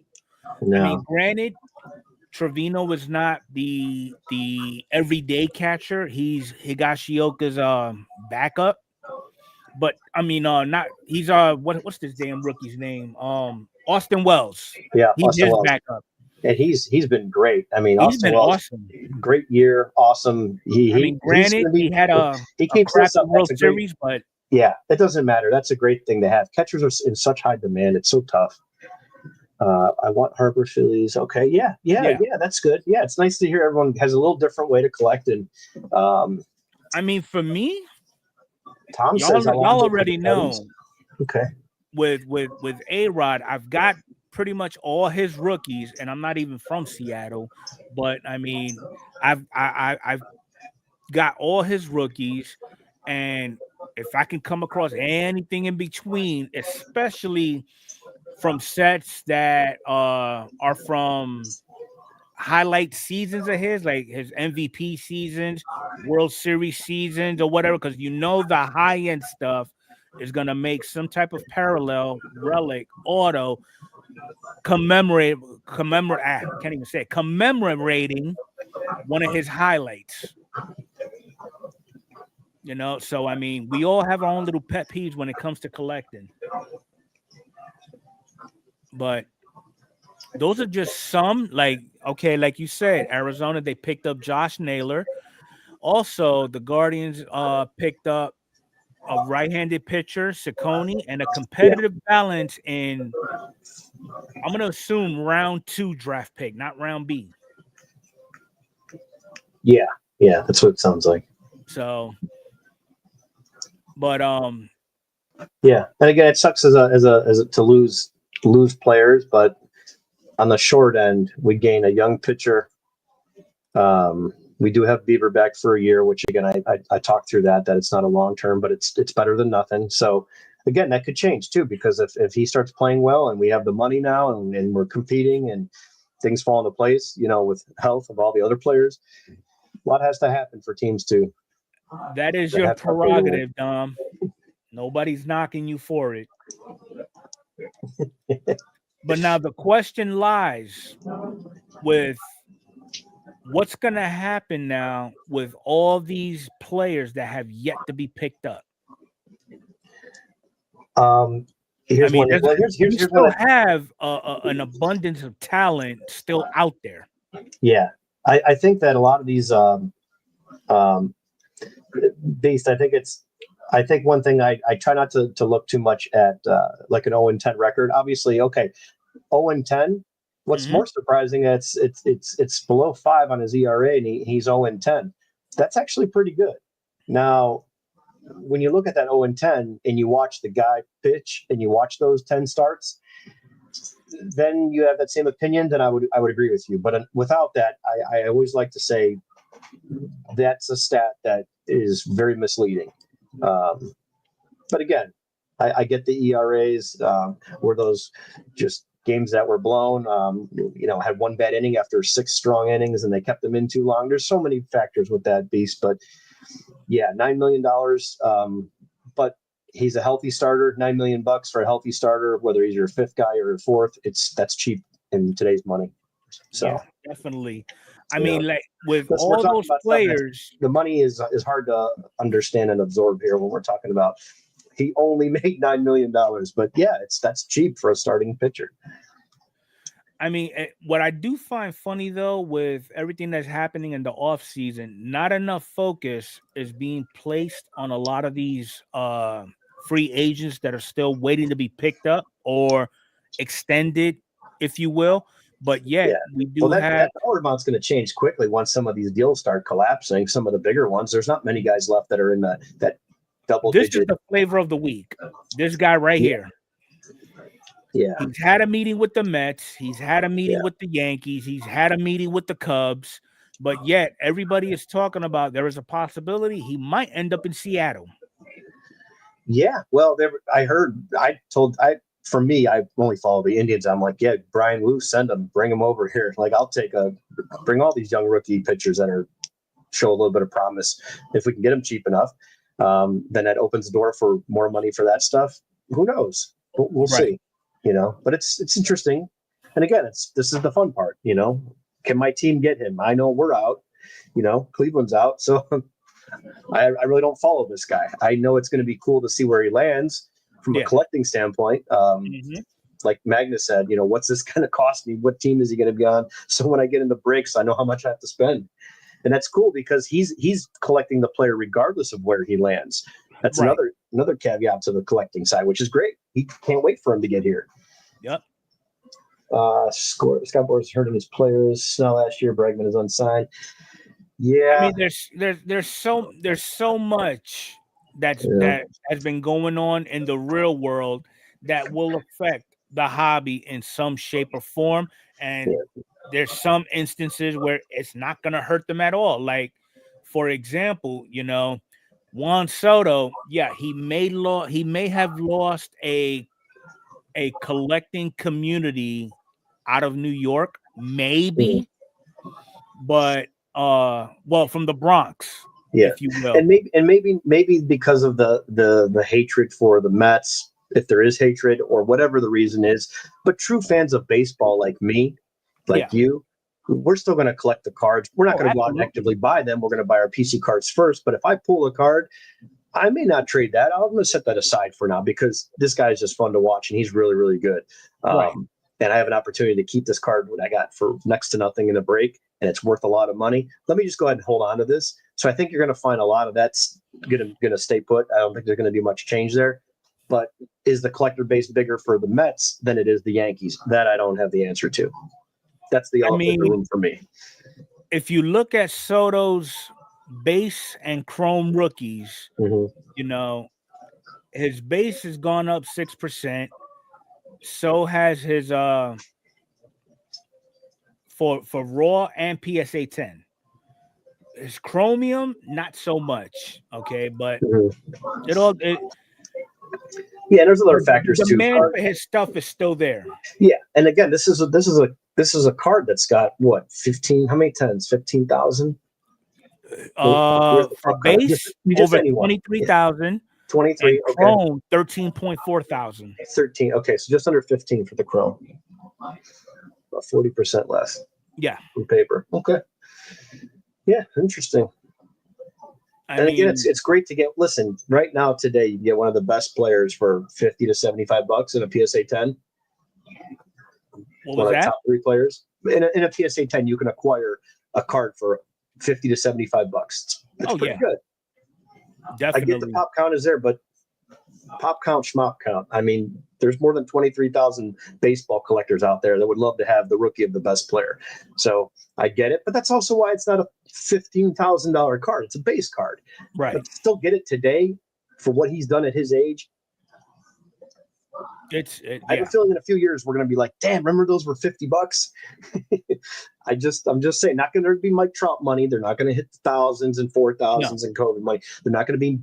They're not making nano numbers. But could it be a $500 card in so many years? Yeah, absolutely. With the inflation and the value of the dollar, all that stuff, and everything in the next 5 years, who knows what's going to happen? But I think that's a reasonable price for a card of a guy that's got a pretty nice resume so far at his young age. I mean, it's it's just his 2018 Bowman's best, the highest one over $1,000. I mean, it's nice, Alan. Yeah. See, there's really different. There's so many different ways to collect this stuff. With all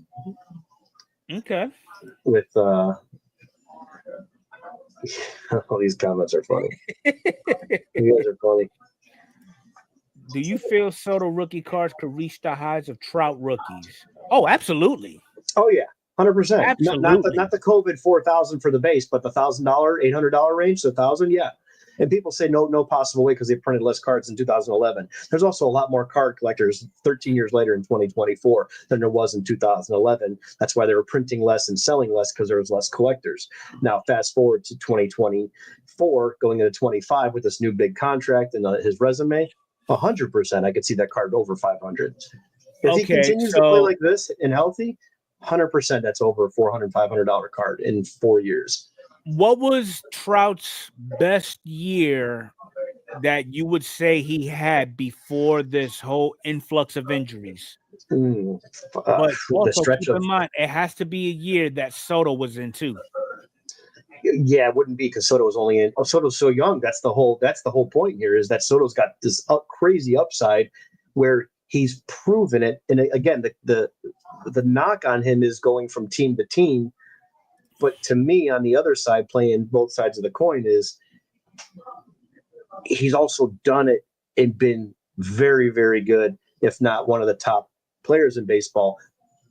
Okay. At all those teams. So that to me, it's like, yes, that is a negative, but at the same time, it shows me there's a positive now because he wanted that long-term deal. And look how good he played wherever he went. So I this don't is what know how I to got compare right 18 now. I mean, you compare 22 to no COVID season shortened. Do you go 23? Do you go 20? Let's go 24 to Mike Trout's best. 24 Soto to Mike Trout's best, which would be 7 years ago, 6 years ago. See what 2018 Trout looks like in 2024 Soto. Okay, and 24.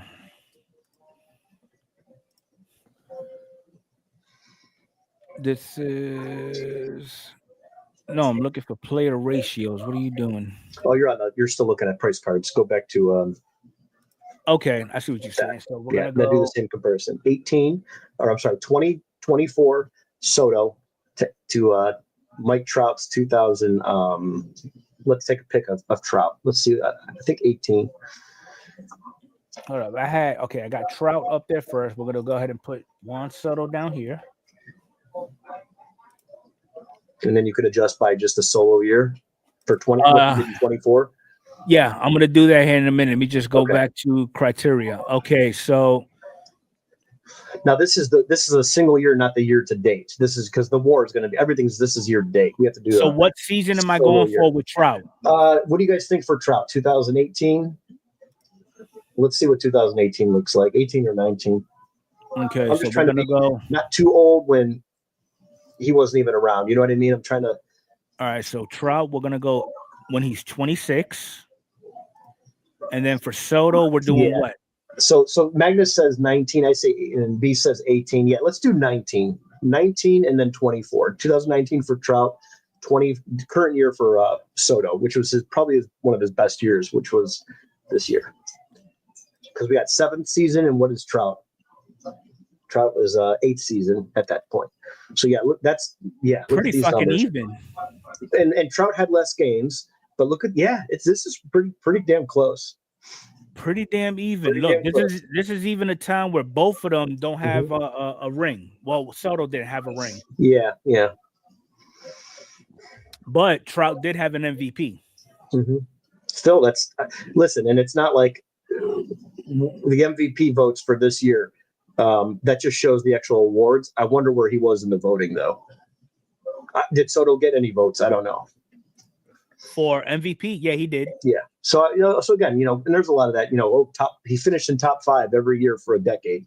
So he was always in the running. There was just somebody better than him. It doesn't mean they're not both Hall of Famers or both amazing. It's that same conversation. I happen to be playing around when this guy was great. It's no different when this driver is better, whether it's Indy with Andretti or it's who are the guys, Earnhardt, the son and the father. And I was driving when this guy was around. I was really good, but I could never beat this guy because he was just that much better. Happens all the time. Anybody you can name is better than Soto in defense. Yeah. Listen, me at 17 out there is probably pretty much better at defense because I know some veterans who are walking on bionic legs got more speed than Soto. Yeah. That's the crazy part. Imagine if Soto had all that. Yeah. How good he would be. You'd say Ohtani. What really kills me though about this, Arnie, everybody still considers Juan Soto a 5'2" player. He's not making a bunch of errors, but he has 0 putouts in a whole entire season from right field, which is, that's very small from right field in the Yankee Stadium. If you got no putouts from right field, there's infielders that can throw from the outfield and get into the home plate from that right field. That's the shortest right field porch in baseball, isn't it? Yeah. 314. Yeah. Okay, so standard fielding. That's to the wall. I'm talking 20 feet closer. He can't get that ball to home plate. So these are his numbers in the field. Yeah. Is it all? Does he have negative WAR in his defense? Go back to the other one. Oh, this is Nationals. I'm looking at Yankees. Yeah, his 24 stats.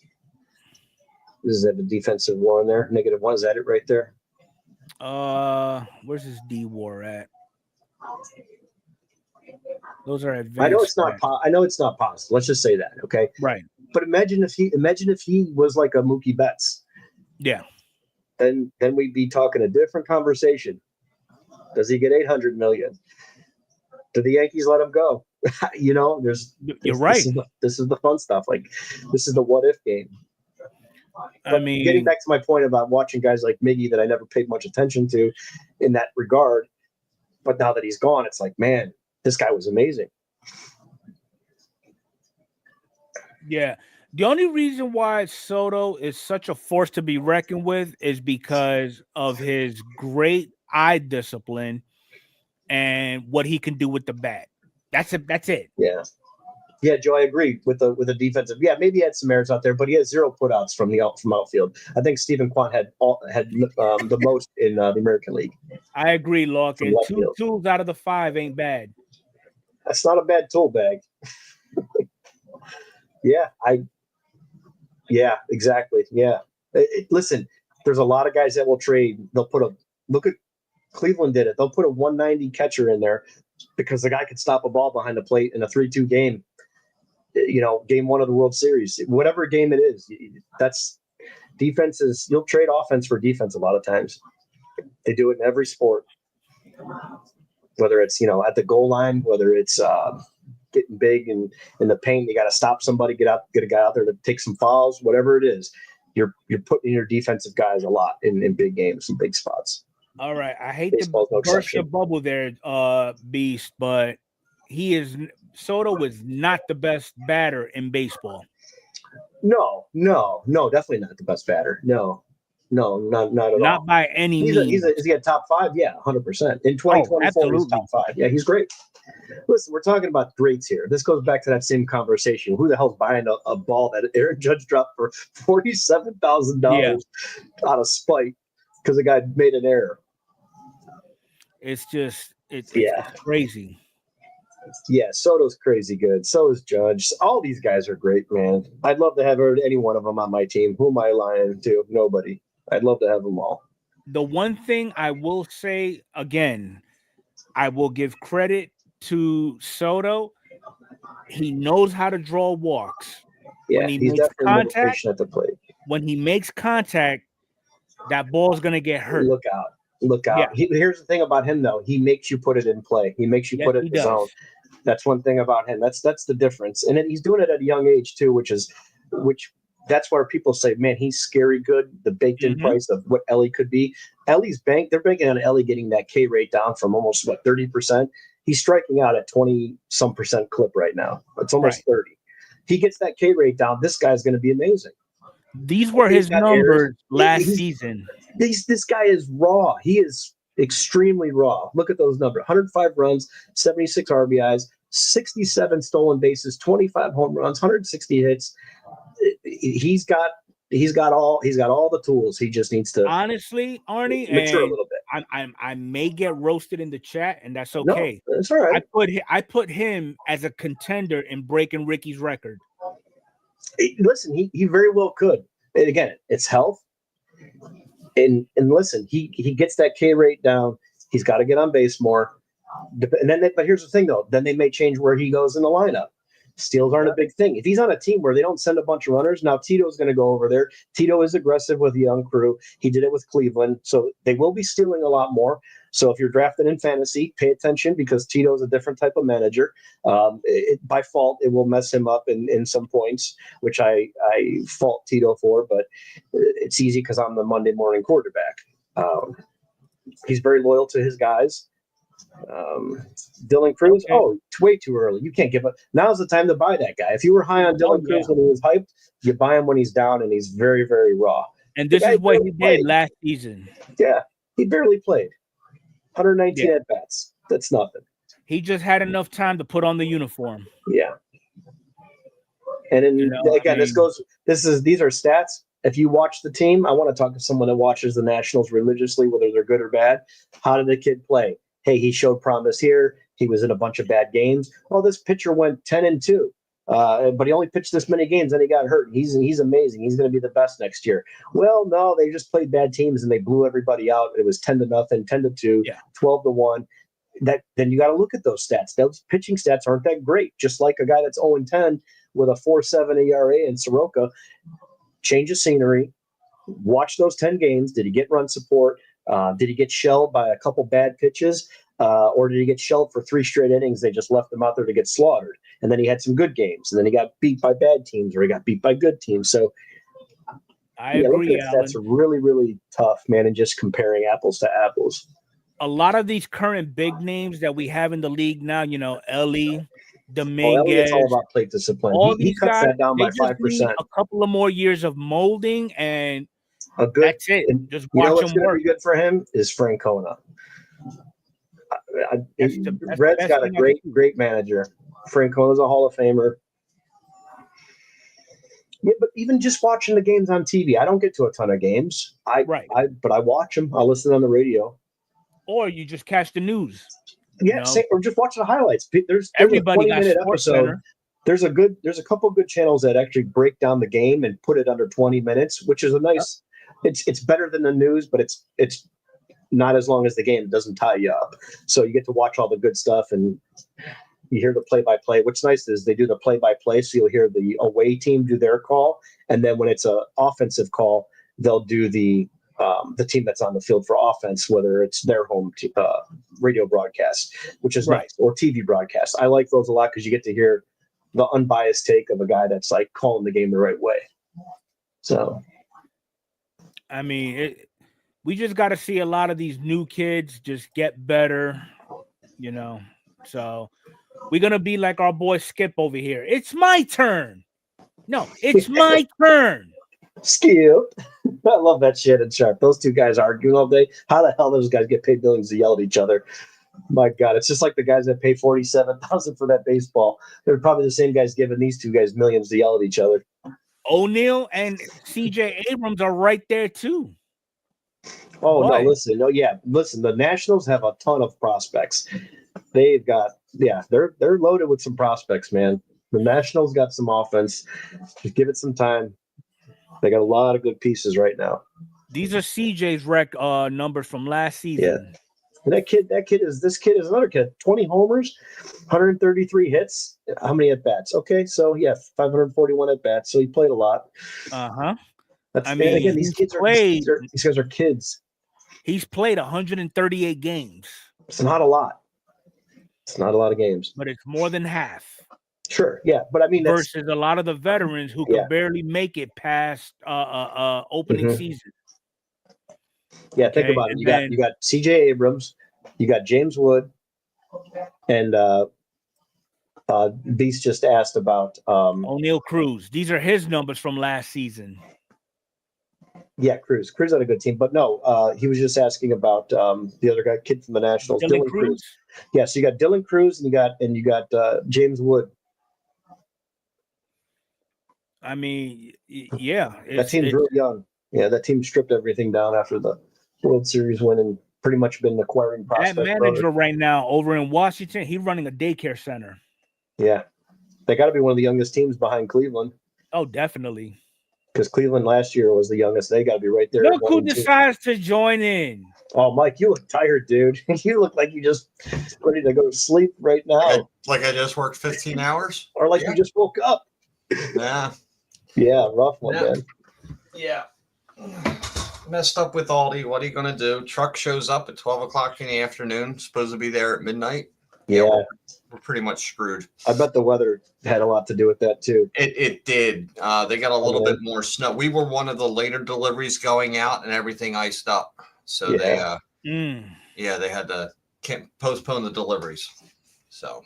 Yeah, Beast, that's another one. Hassel, too. Yeah, there's five young kids that are, when I say kids, under 25. Like, that's Nationals have a decent little team going. So, which I like the younger kids playing. Just to bring you up to speed, Mike, just to get quick thoughts. obviously we know Ricky Henderson's no longer with us. Yeah, I saw that. I saw a post on that. Do you foresee his record being broken in the future? I'm not going to say near. Stolen bases? Yes. With the way that you're only allowed to throw over twice, I can see it being broken. If that rule was not in effect, that his record would stand the test of time. Now, what about Beckett's new owner? Do you foresee a future for Beckett? Don't know too much about that, so I'm going to pass on that question. Okay. What are your thoughts on what Nat Turner said about those individuals who sign one-on-one cards on sticker autos deserve jail time? Yeah, I think it was directed right at Topps. I don't think it was directed at the player because the player doesn't have a choice. They got to sign them sheets. Yeah, I 100% agree. I mean, if it's a one-on-one, I mean, come on, you got to sign one card. Yeah, don't put a sticker on it. Just give the guy the card. We ship cards graded by PSA all over for a lot that are worth a lot of money. No one has FedEx that could send this player this card and get it sent back. Hey, put in box. Exactly. I mean, even if it's a redemption, it's got to be on card. Send the card out. You know. Yeah, that's one thing we did mention. Redemption should never be stickers. No. Definitely. So, what else? Would you be okay with a Hall of Famer being in the Hall of Fame, not a whole nother wing of the Hall of Fame and an addition, just the plaque and wherever it goes? Okay. How do you feel about PED affiliated players getting into the Hall? Although he did X, Y, and Z, and then a write-up. You know what? I think it's eventually they're going to get in. It's like in that era, pretty much everybody was doing it. The pitchers were doing it. The batters were doing it. So I think eventually they will get in. I don't know if it's going to be, like a separate part of the hall or something like that. But I think eventually they will get in. Okay. Yeah. I would like if they did. Yeah. I would like Dom says the Hall of Fame already has PED players in it. Yeah.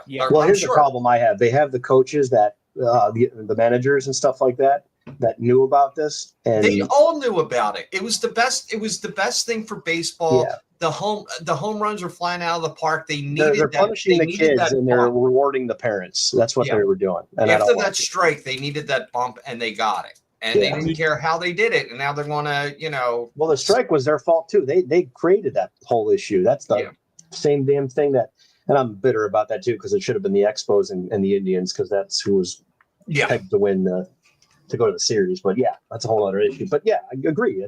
You can't punish these kids. Again, a lot of these guys are kids.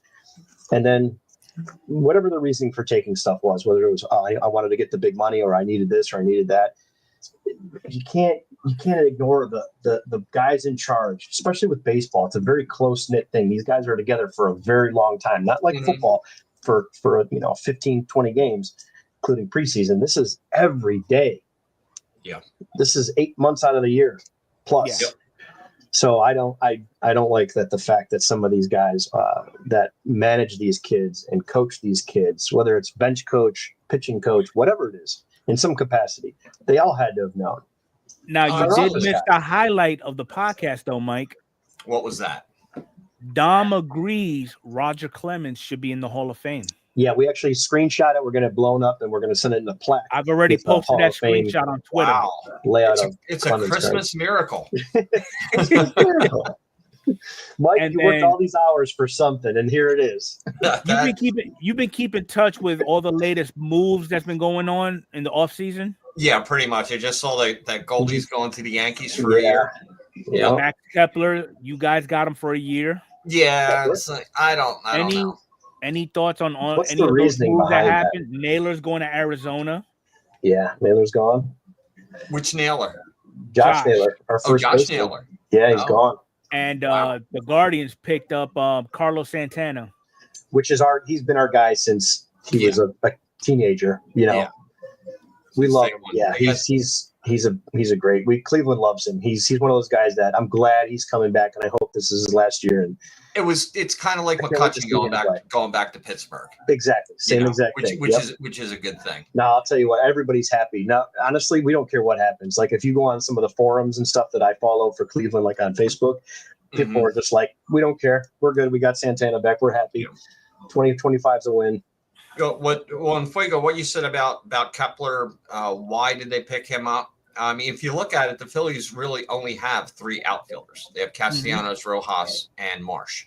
So they need a 4th outfielder, which is good. I mean, they could run a risk and throw Harper back out there. Well, no, I don't. Again, that's why I said that's a risk. Or you put Schwarber back out in left field, which is like you can anytime if you needed to. But Rojas is also raw. That kid could blow up this year. Listen, Rojas is a decent player. He's got a great defensive WAR. Yeah, really he's a good player. So his bat comes around. He's a kid. His bat comes around a little bit. Plate discipline, all that stuff. He's going to be around a lot of veterans that want him to succeed. So he's in a good spot. So I like guys like him as a collector to buy some low cheap cards. Or he doesn't have power, but he's got speed. Yeah. Now he did pose a good question. What's that? Will Soto's collectability be at the same level as Mike Trout's in his early years? And we said, could the PSA 10 of his base rookie, although they printed less in 2011 of Trout's, it did get to roughly the 800 to 1,000 mark, not the 4,000 crazy COVID number. It stayed around 1,000 for many years. Could we see $500 in about 3 more years to 5 years? I said 4 to 5, but in 3 to 5 years, could we see the $75 Soto to 4,500? Where's his base at now? 23,000 on paper, 13,500 on the Chrome. Could we see the paper that's $50 to $60 right now go to 3 to 500 in 3 to 5 years? I would say I don't think it would be that drastic. I'd probably say like 150 to 200. Okay. I think, and that's like a graded PSA 10 or just the base? Just the base graded PSA 10, but the pop count is 23,000. But keep in mind that 23,000 is a lot different cry than 13 years ago when there was less production, less people in the hobby. 23,000 baseball fans that want the best player in baseball. We're talking about if this happens, who doesn't? That's why my argument with base is always okay. I know it's not going to be worth $1,000, right? But there's a ton of players. There's more. We know hundreds of people that would love to have one that don't own one in a PSA 10. So I'm just saying $50 for this card to 75 now for what he's done at his age, to me, is a great buy. Yeah, because it's only going to get more expensive if he stays healthy, and everything is projected on. Yeah, and even if it goes to even if it goes to 150, you're still 3x in it. Yeah, exactly. Yeah. So it's a wise investment. It's a good investment, I believe. I just think it's a good card to get now while you have a chance, because when these guys retire and it becomes a several $100 card and the money is different in 5 years, and $300 doesn't get you much anymore than it does today. What's that going to look like? That does make sense, but then from just a collecting standpoint, but you don't need to buy 10. I'm just saying for the collector to buy one. I thought that under $75 to get the top 3 best baseball players right now in the last couple of years active. Here's the distinction between the two, between Trout and Soto. Trout has been stuck in LA since 2011. Okay. Mm-hmm. He's got an established collectability. You look at Soto, he started in Washington, crossed over to San Diego. He's lost some Washington collectors, not many, but he's lost some, gained some in San Diego. He left San Diego, went to New York. Okay, same thing. So we got a domino effect with Soto. Okay, the moment he left the Bronx to go to Queens, he's picked up more collectors in Queens and lost a boatload in the Bronx. Here's where I think he lost a boatload too in Enfuego, or didn't gain, because maybe guys that were big on him were waiting for him to sign or not. So you had a lot of guys that were probably going to spend more money on him had he signed. So I don't take those as necessarily losses. I think those are going to offset the gains that you see from the Mets fans, because now the Mets know 10 to 15 years, regardless of what the waiver periods and trade clauses are, that contract is like I want to play here forever till I'm done. But now here's the thing, kind of like piggybacking off of Mike. Let's just say on year 5, he decides he wants to move on from the Mets. 1, where is he going to go? Who's going to pick up that tab? I don't think it's going to matter in 5 years because he's going to have, if he's going to be playing like he's playing today, and let's just say that's 30 home runs a year, that's 150. Let's just knock that down to realistically it's some bumps in the road and it's 125. So we had 125 to 200 homers. He's at 3.25. Now we're talking Machado, Trout, Arenado. We're talking those guys now. And he's got the years, the rings, the MVPs, the All-Stars, whatever it is, and all those stats. I don't think it matters then. So I mean, now he's at 200 home runs. Yeah. So let's just say realistically, he replicates his stats for the next 5 years as he did in 24. Then he gets to go somewhere else based on whatever part of that contract. Okay. I don't think it matters because then he's at 325 to 350 home runs. I think then he's at that Machado level and those guys I just named. I don't think it matters then. Good question. Okay. But in 5 years, just stay healthy, do what you've been doing, and no steroids, and everything's fine. And collectability is going to be there. As a card collector, I would want them. Am I going to go out and buy 50 of them and get all the rookies in the player run? No, but I definitely at least want one. I've got to have me a Rizzo rookie that's, graded or ungraded. I got to have a Goldschmidt. I got to have a Harper. That's how I am with those guys. Outside collectors, non-PC guys, non-PC team, I still want the one card. That's why I'm thinking now is a great point. Price. I think 5 years from today, a lot of teams will think twice about handing out the contract that Soto just received. Well, I think teams are already learning that. Yeah. Because there's only 2 players that's in the $700 million range anyway. I'm talking the guys that were making $350 million. I think it's the same thing. Look at San Diego. They dodged a huge bullet. What if he was in more trouble? What if he hurt himself on that motorcycle and he broke his elbow or something really bad happened? Like they just gave that guy a bunch of money and he did that months later. These are the contracts that we currently have. We got one, then Shohei at 700. Yeah. We have about a $275 to $300 million gap between Shohei and Trout. Sure. Which is you got Mookie, then Judge, Machado. Yeah, those are the guys I'm talking about right there. Those $350 million guys in the $300 million range. Yeah, I think all those guys learned. Wait, Yamamoto got $325 million. When did that happen? When he came over. God. Yeah. Oh my God. Yep. Good Lord. Seager got 320. Oh my God. I don't pay attention to this stuff because it makes me nauseous. I just want to see here's baseball. The question. This is insane. If Sasaki gets picked up by one of these big market teams, is he going to be in the $700 mark with these two? No, definitely not. I think he'll be down to that 300 plus million. Yeah, for sure. He's a good pitcher. Very good pitcher.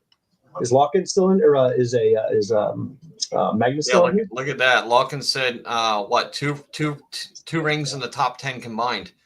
That's we know how that goes. Yeah, this is the ultimate. The ultimate. That's in Harper. Yeah. Yeah, I mean, these comments are great. Dom, crack me up, man. Is that the top 100? I love Dom's comments. Of contracts, yes. Scroll all the way down. Last name. Yeah. I think he's probably still there. Do you see Turner on there for 300? No. Oh no, number 97. Wait, how many years? How many years is that? 3 years? 3 years. Yeah. Good for you, Cooch. Hey, he played good. He played good this year. He turned it around. He did have a good season. But listen, like I said, I think that goes back to B's point where Mike Soroka, 0-10, got $9 million. Hey, he's healthy. $9 million for a guy that can get on the mound and be your fifth guy. That's pretty cheap in today's money. $9 million is dirt cheap for a guy that can lace him up and get out there and still throw and eat up. I agree. It's just a crazy. That's why this money thing is so tough for me to even comment on. Everybody has been arguing baseball should have a salary cap. I think they should have a salary floor. I don't think the cap is what's needed. I think a floor is needed more than a salary. I know that sounds. That's where arbitration comes in, though. Right, that's true, but that also it's a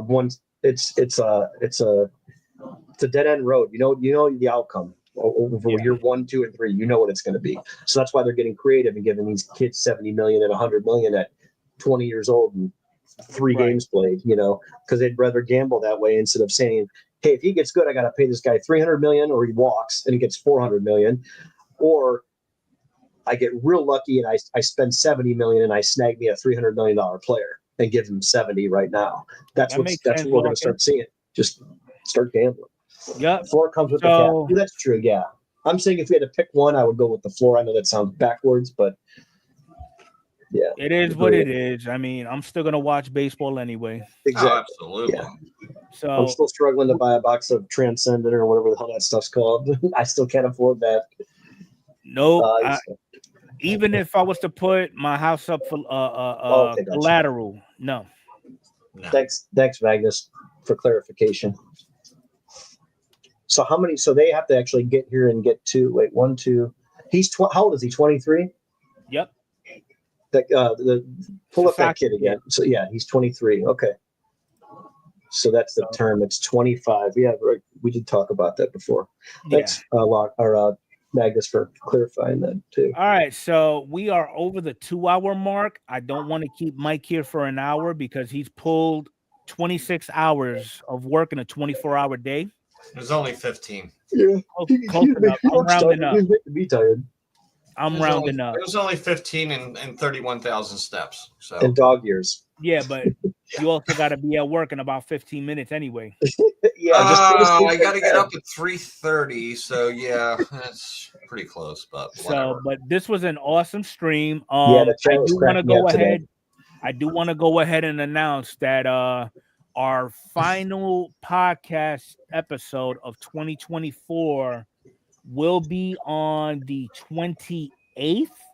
And we are going to have a special guest on there. I'm not going to mention Magnus's name, but we will have a guest that will come on there. Oh, I thought it was going to be Larkin we were going to have on. Either or. They could both come on if they want. Yeah. Larkin still doesn't want to come on? Maybe he'll make a cameo appearance. I would love to have those two on at the same time. So that would be awesome. So we could get those negative Nancy perspectives. Oh, somebody else with me? That's awesome. I love it. There you go.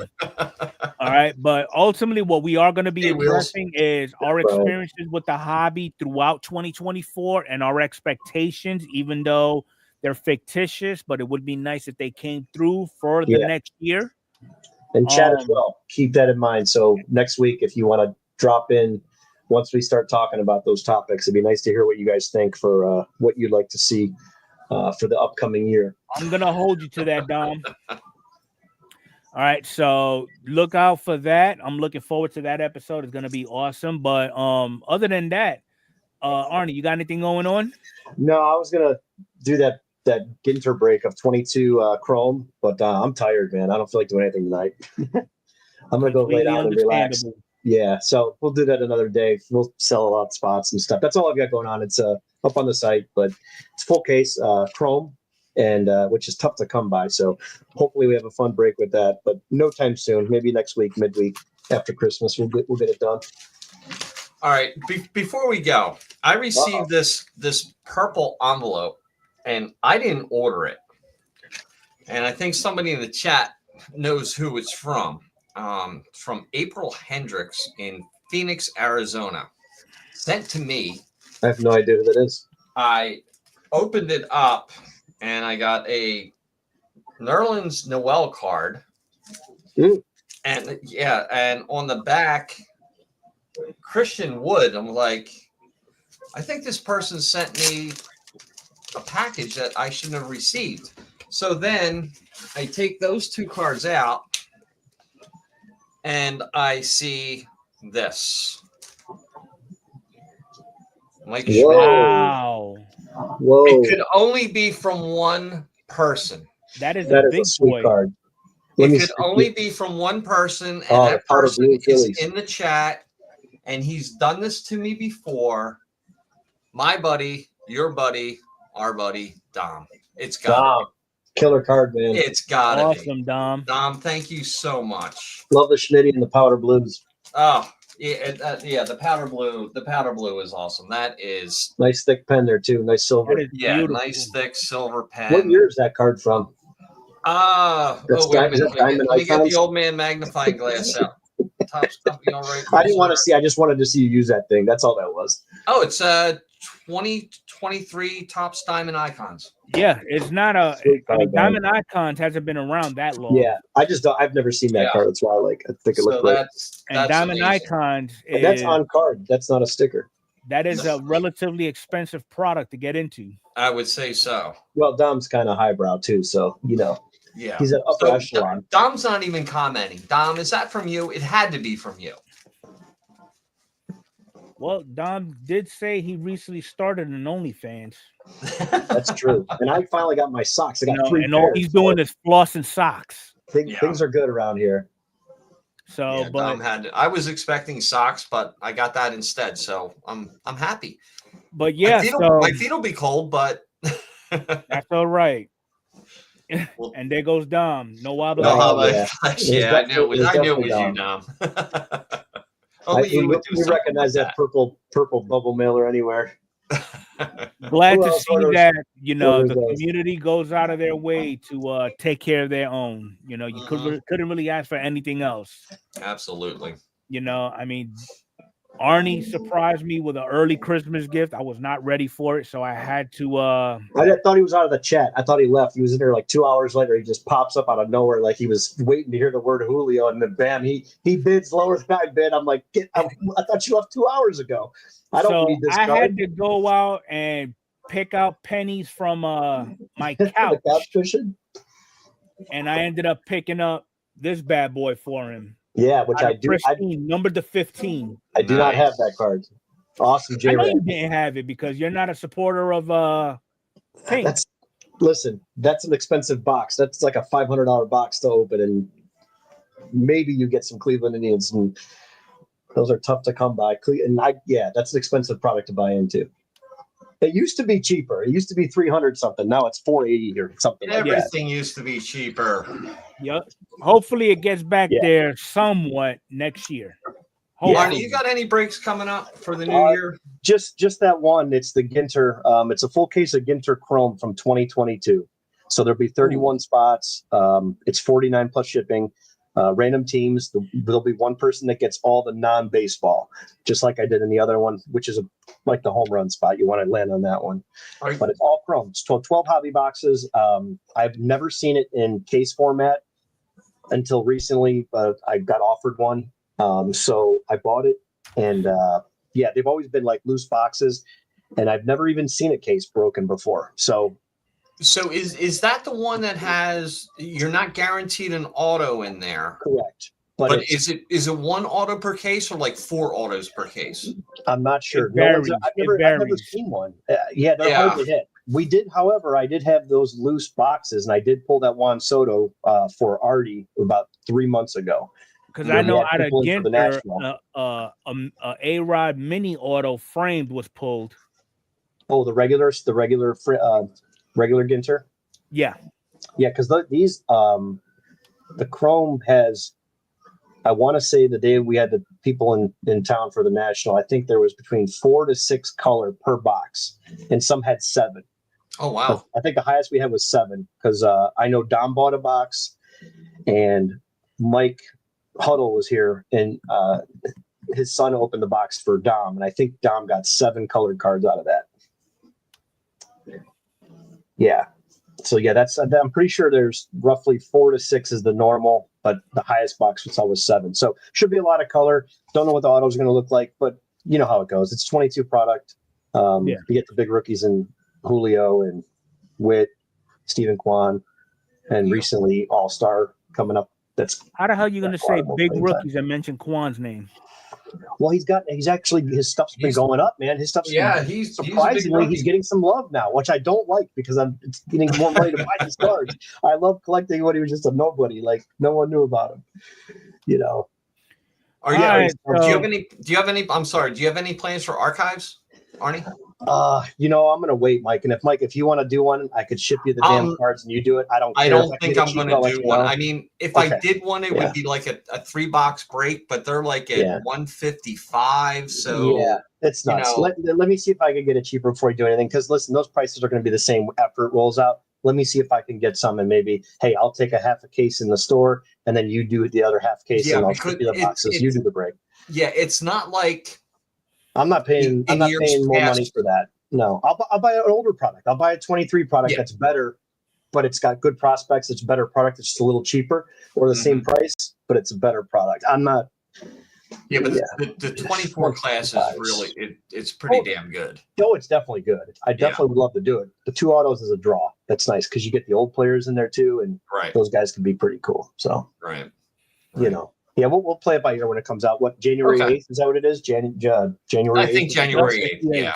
Yeah, we'll keep an eye on it, as it gets closer. But don't jump the gun on that, though. That's a product that's not going to shoot to 200, and I should have bought it at 155. Yeah, don't think that. Yeah, it's not like years past where all this product kept coming out, and as soon as the next product came out, the last product went down in price. It's not doing that anymore. Platinum is the one where we missed out on, where we're like, damn it, I should have bought every damn box. I bought a freaking case of blasters on that. Damn it. Everything. Case of everything. But again, it's a lot of money to just sit on. So we'll see what happens and see how cheap this stuff is in a case format, and then go from there. All right. If not, worst case, we don't do the lunch boxes too, because that's kind of cool. True.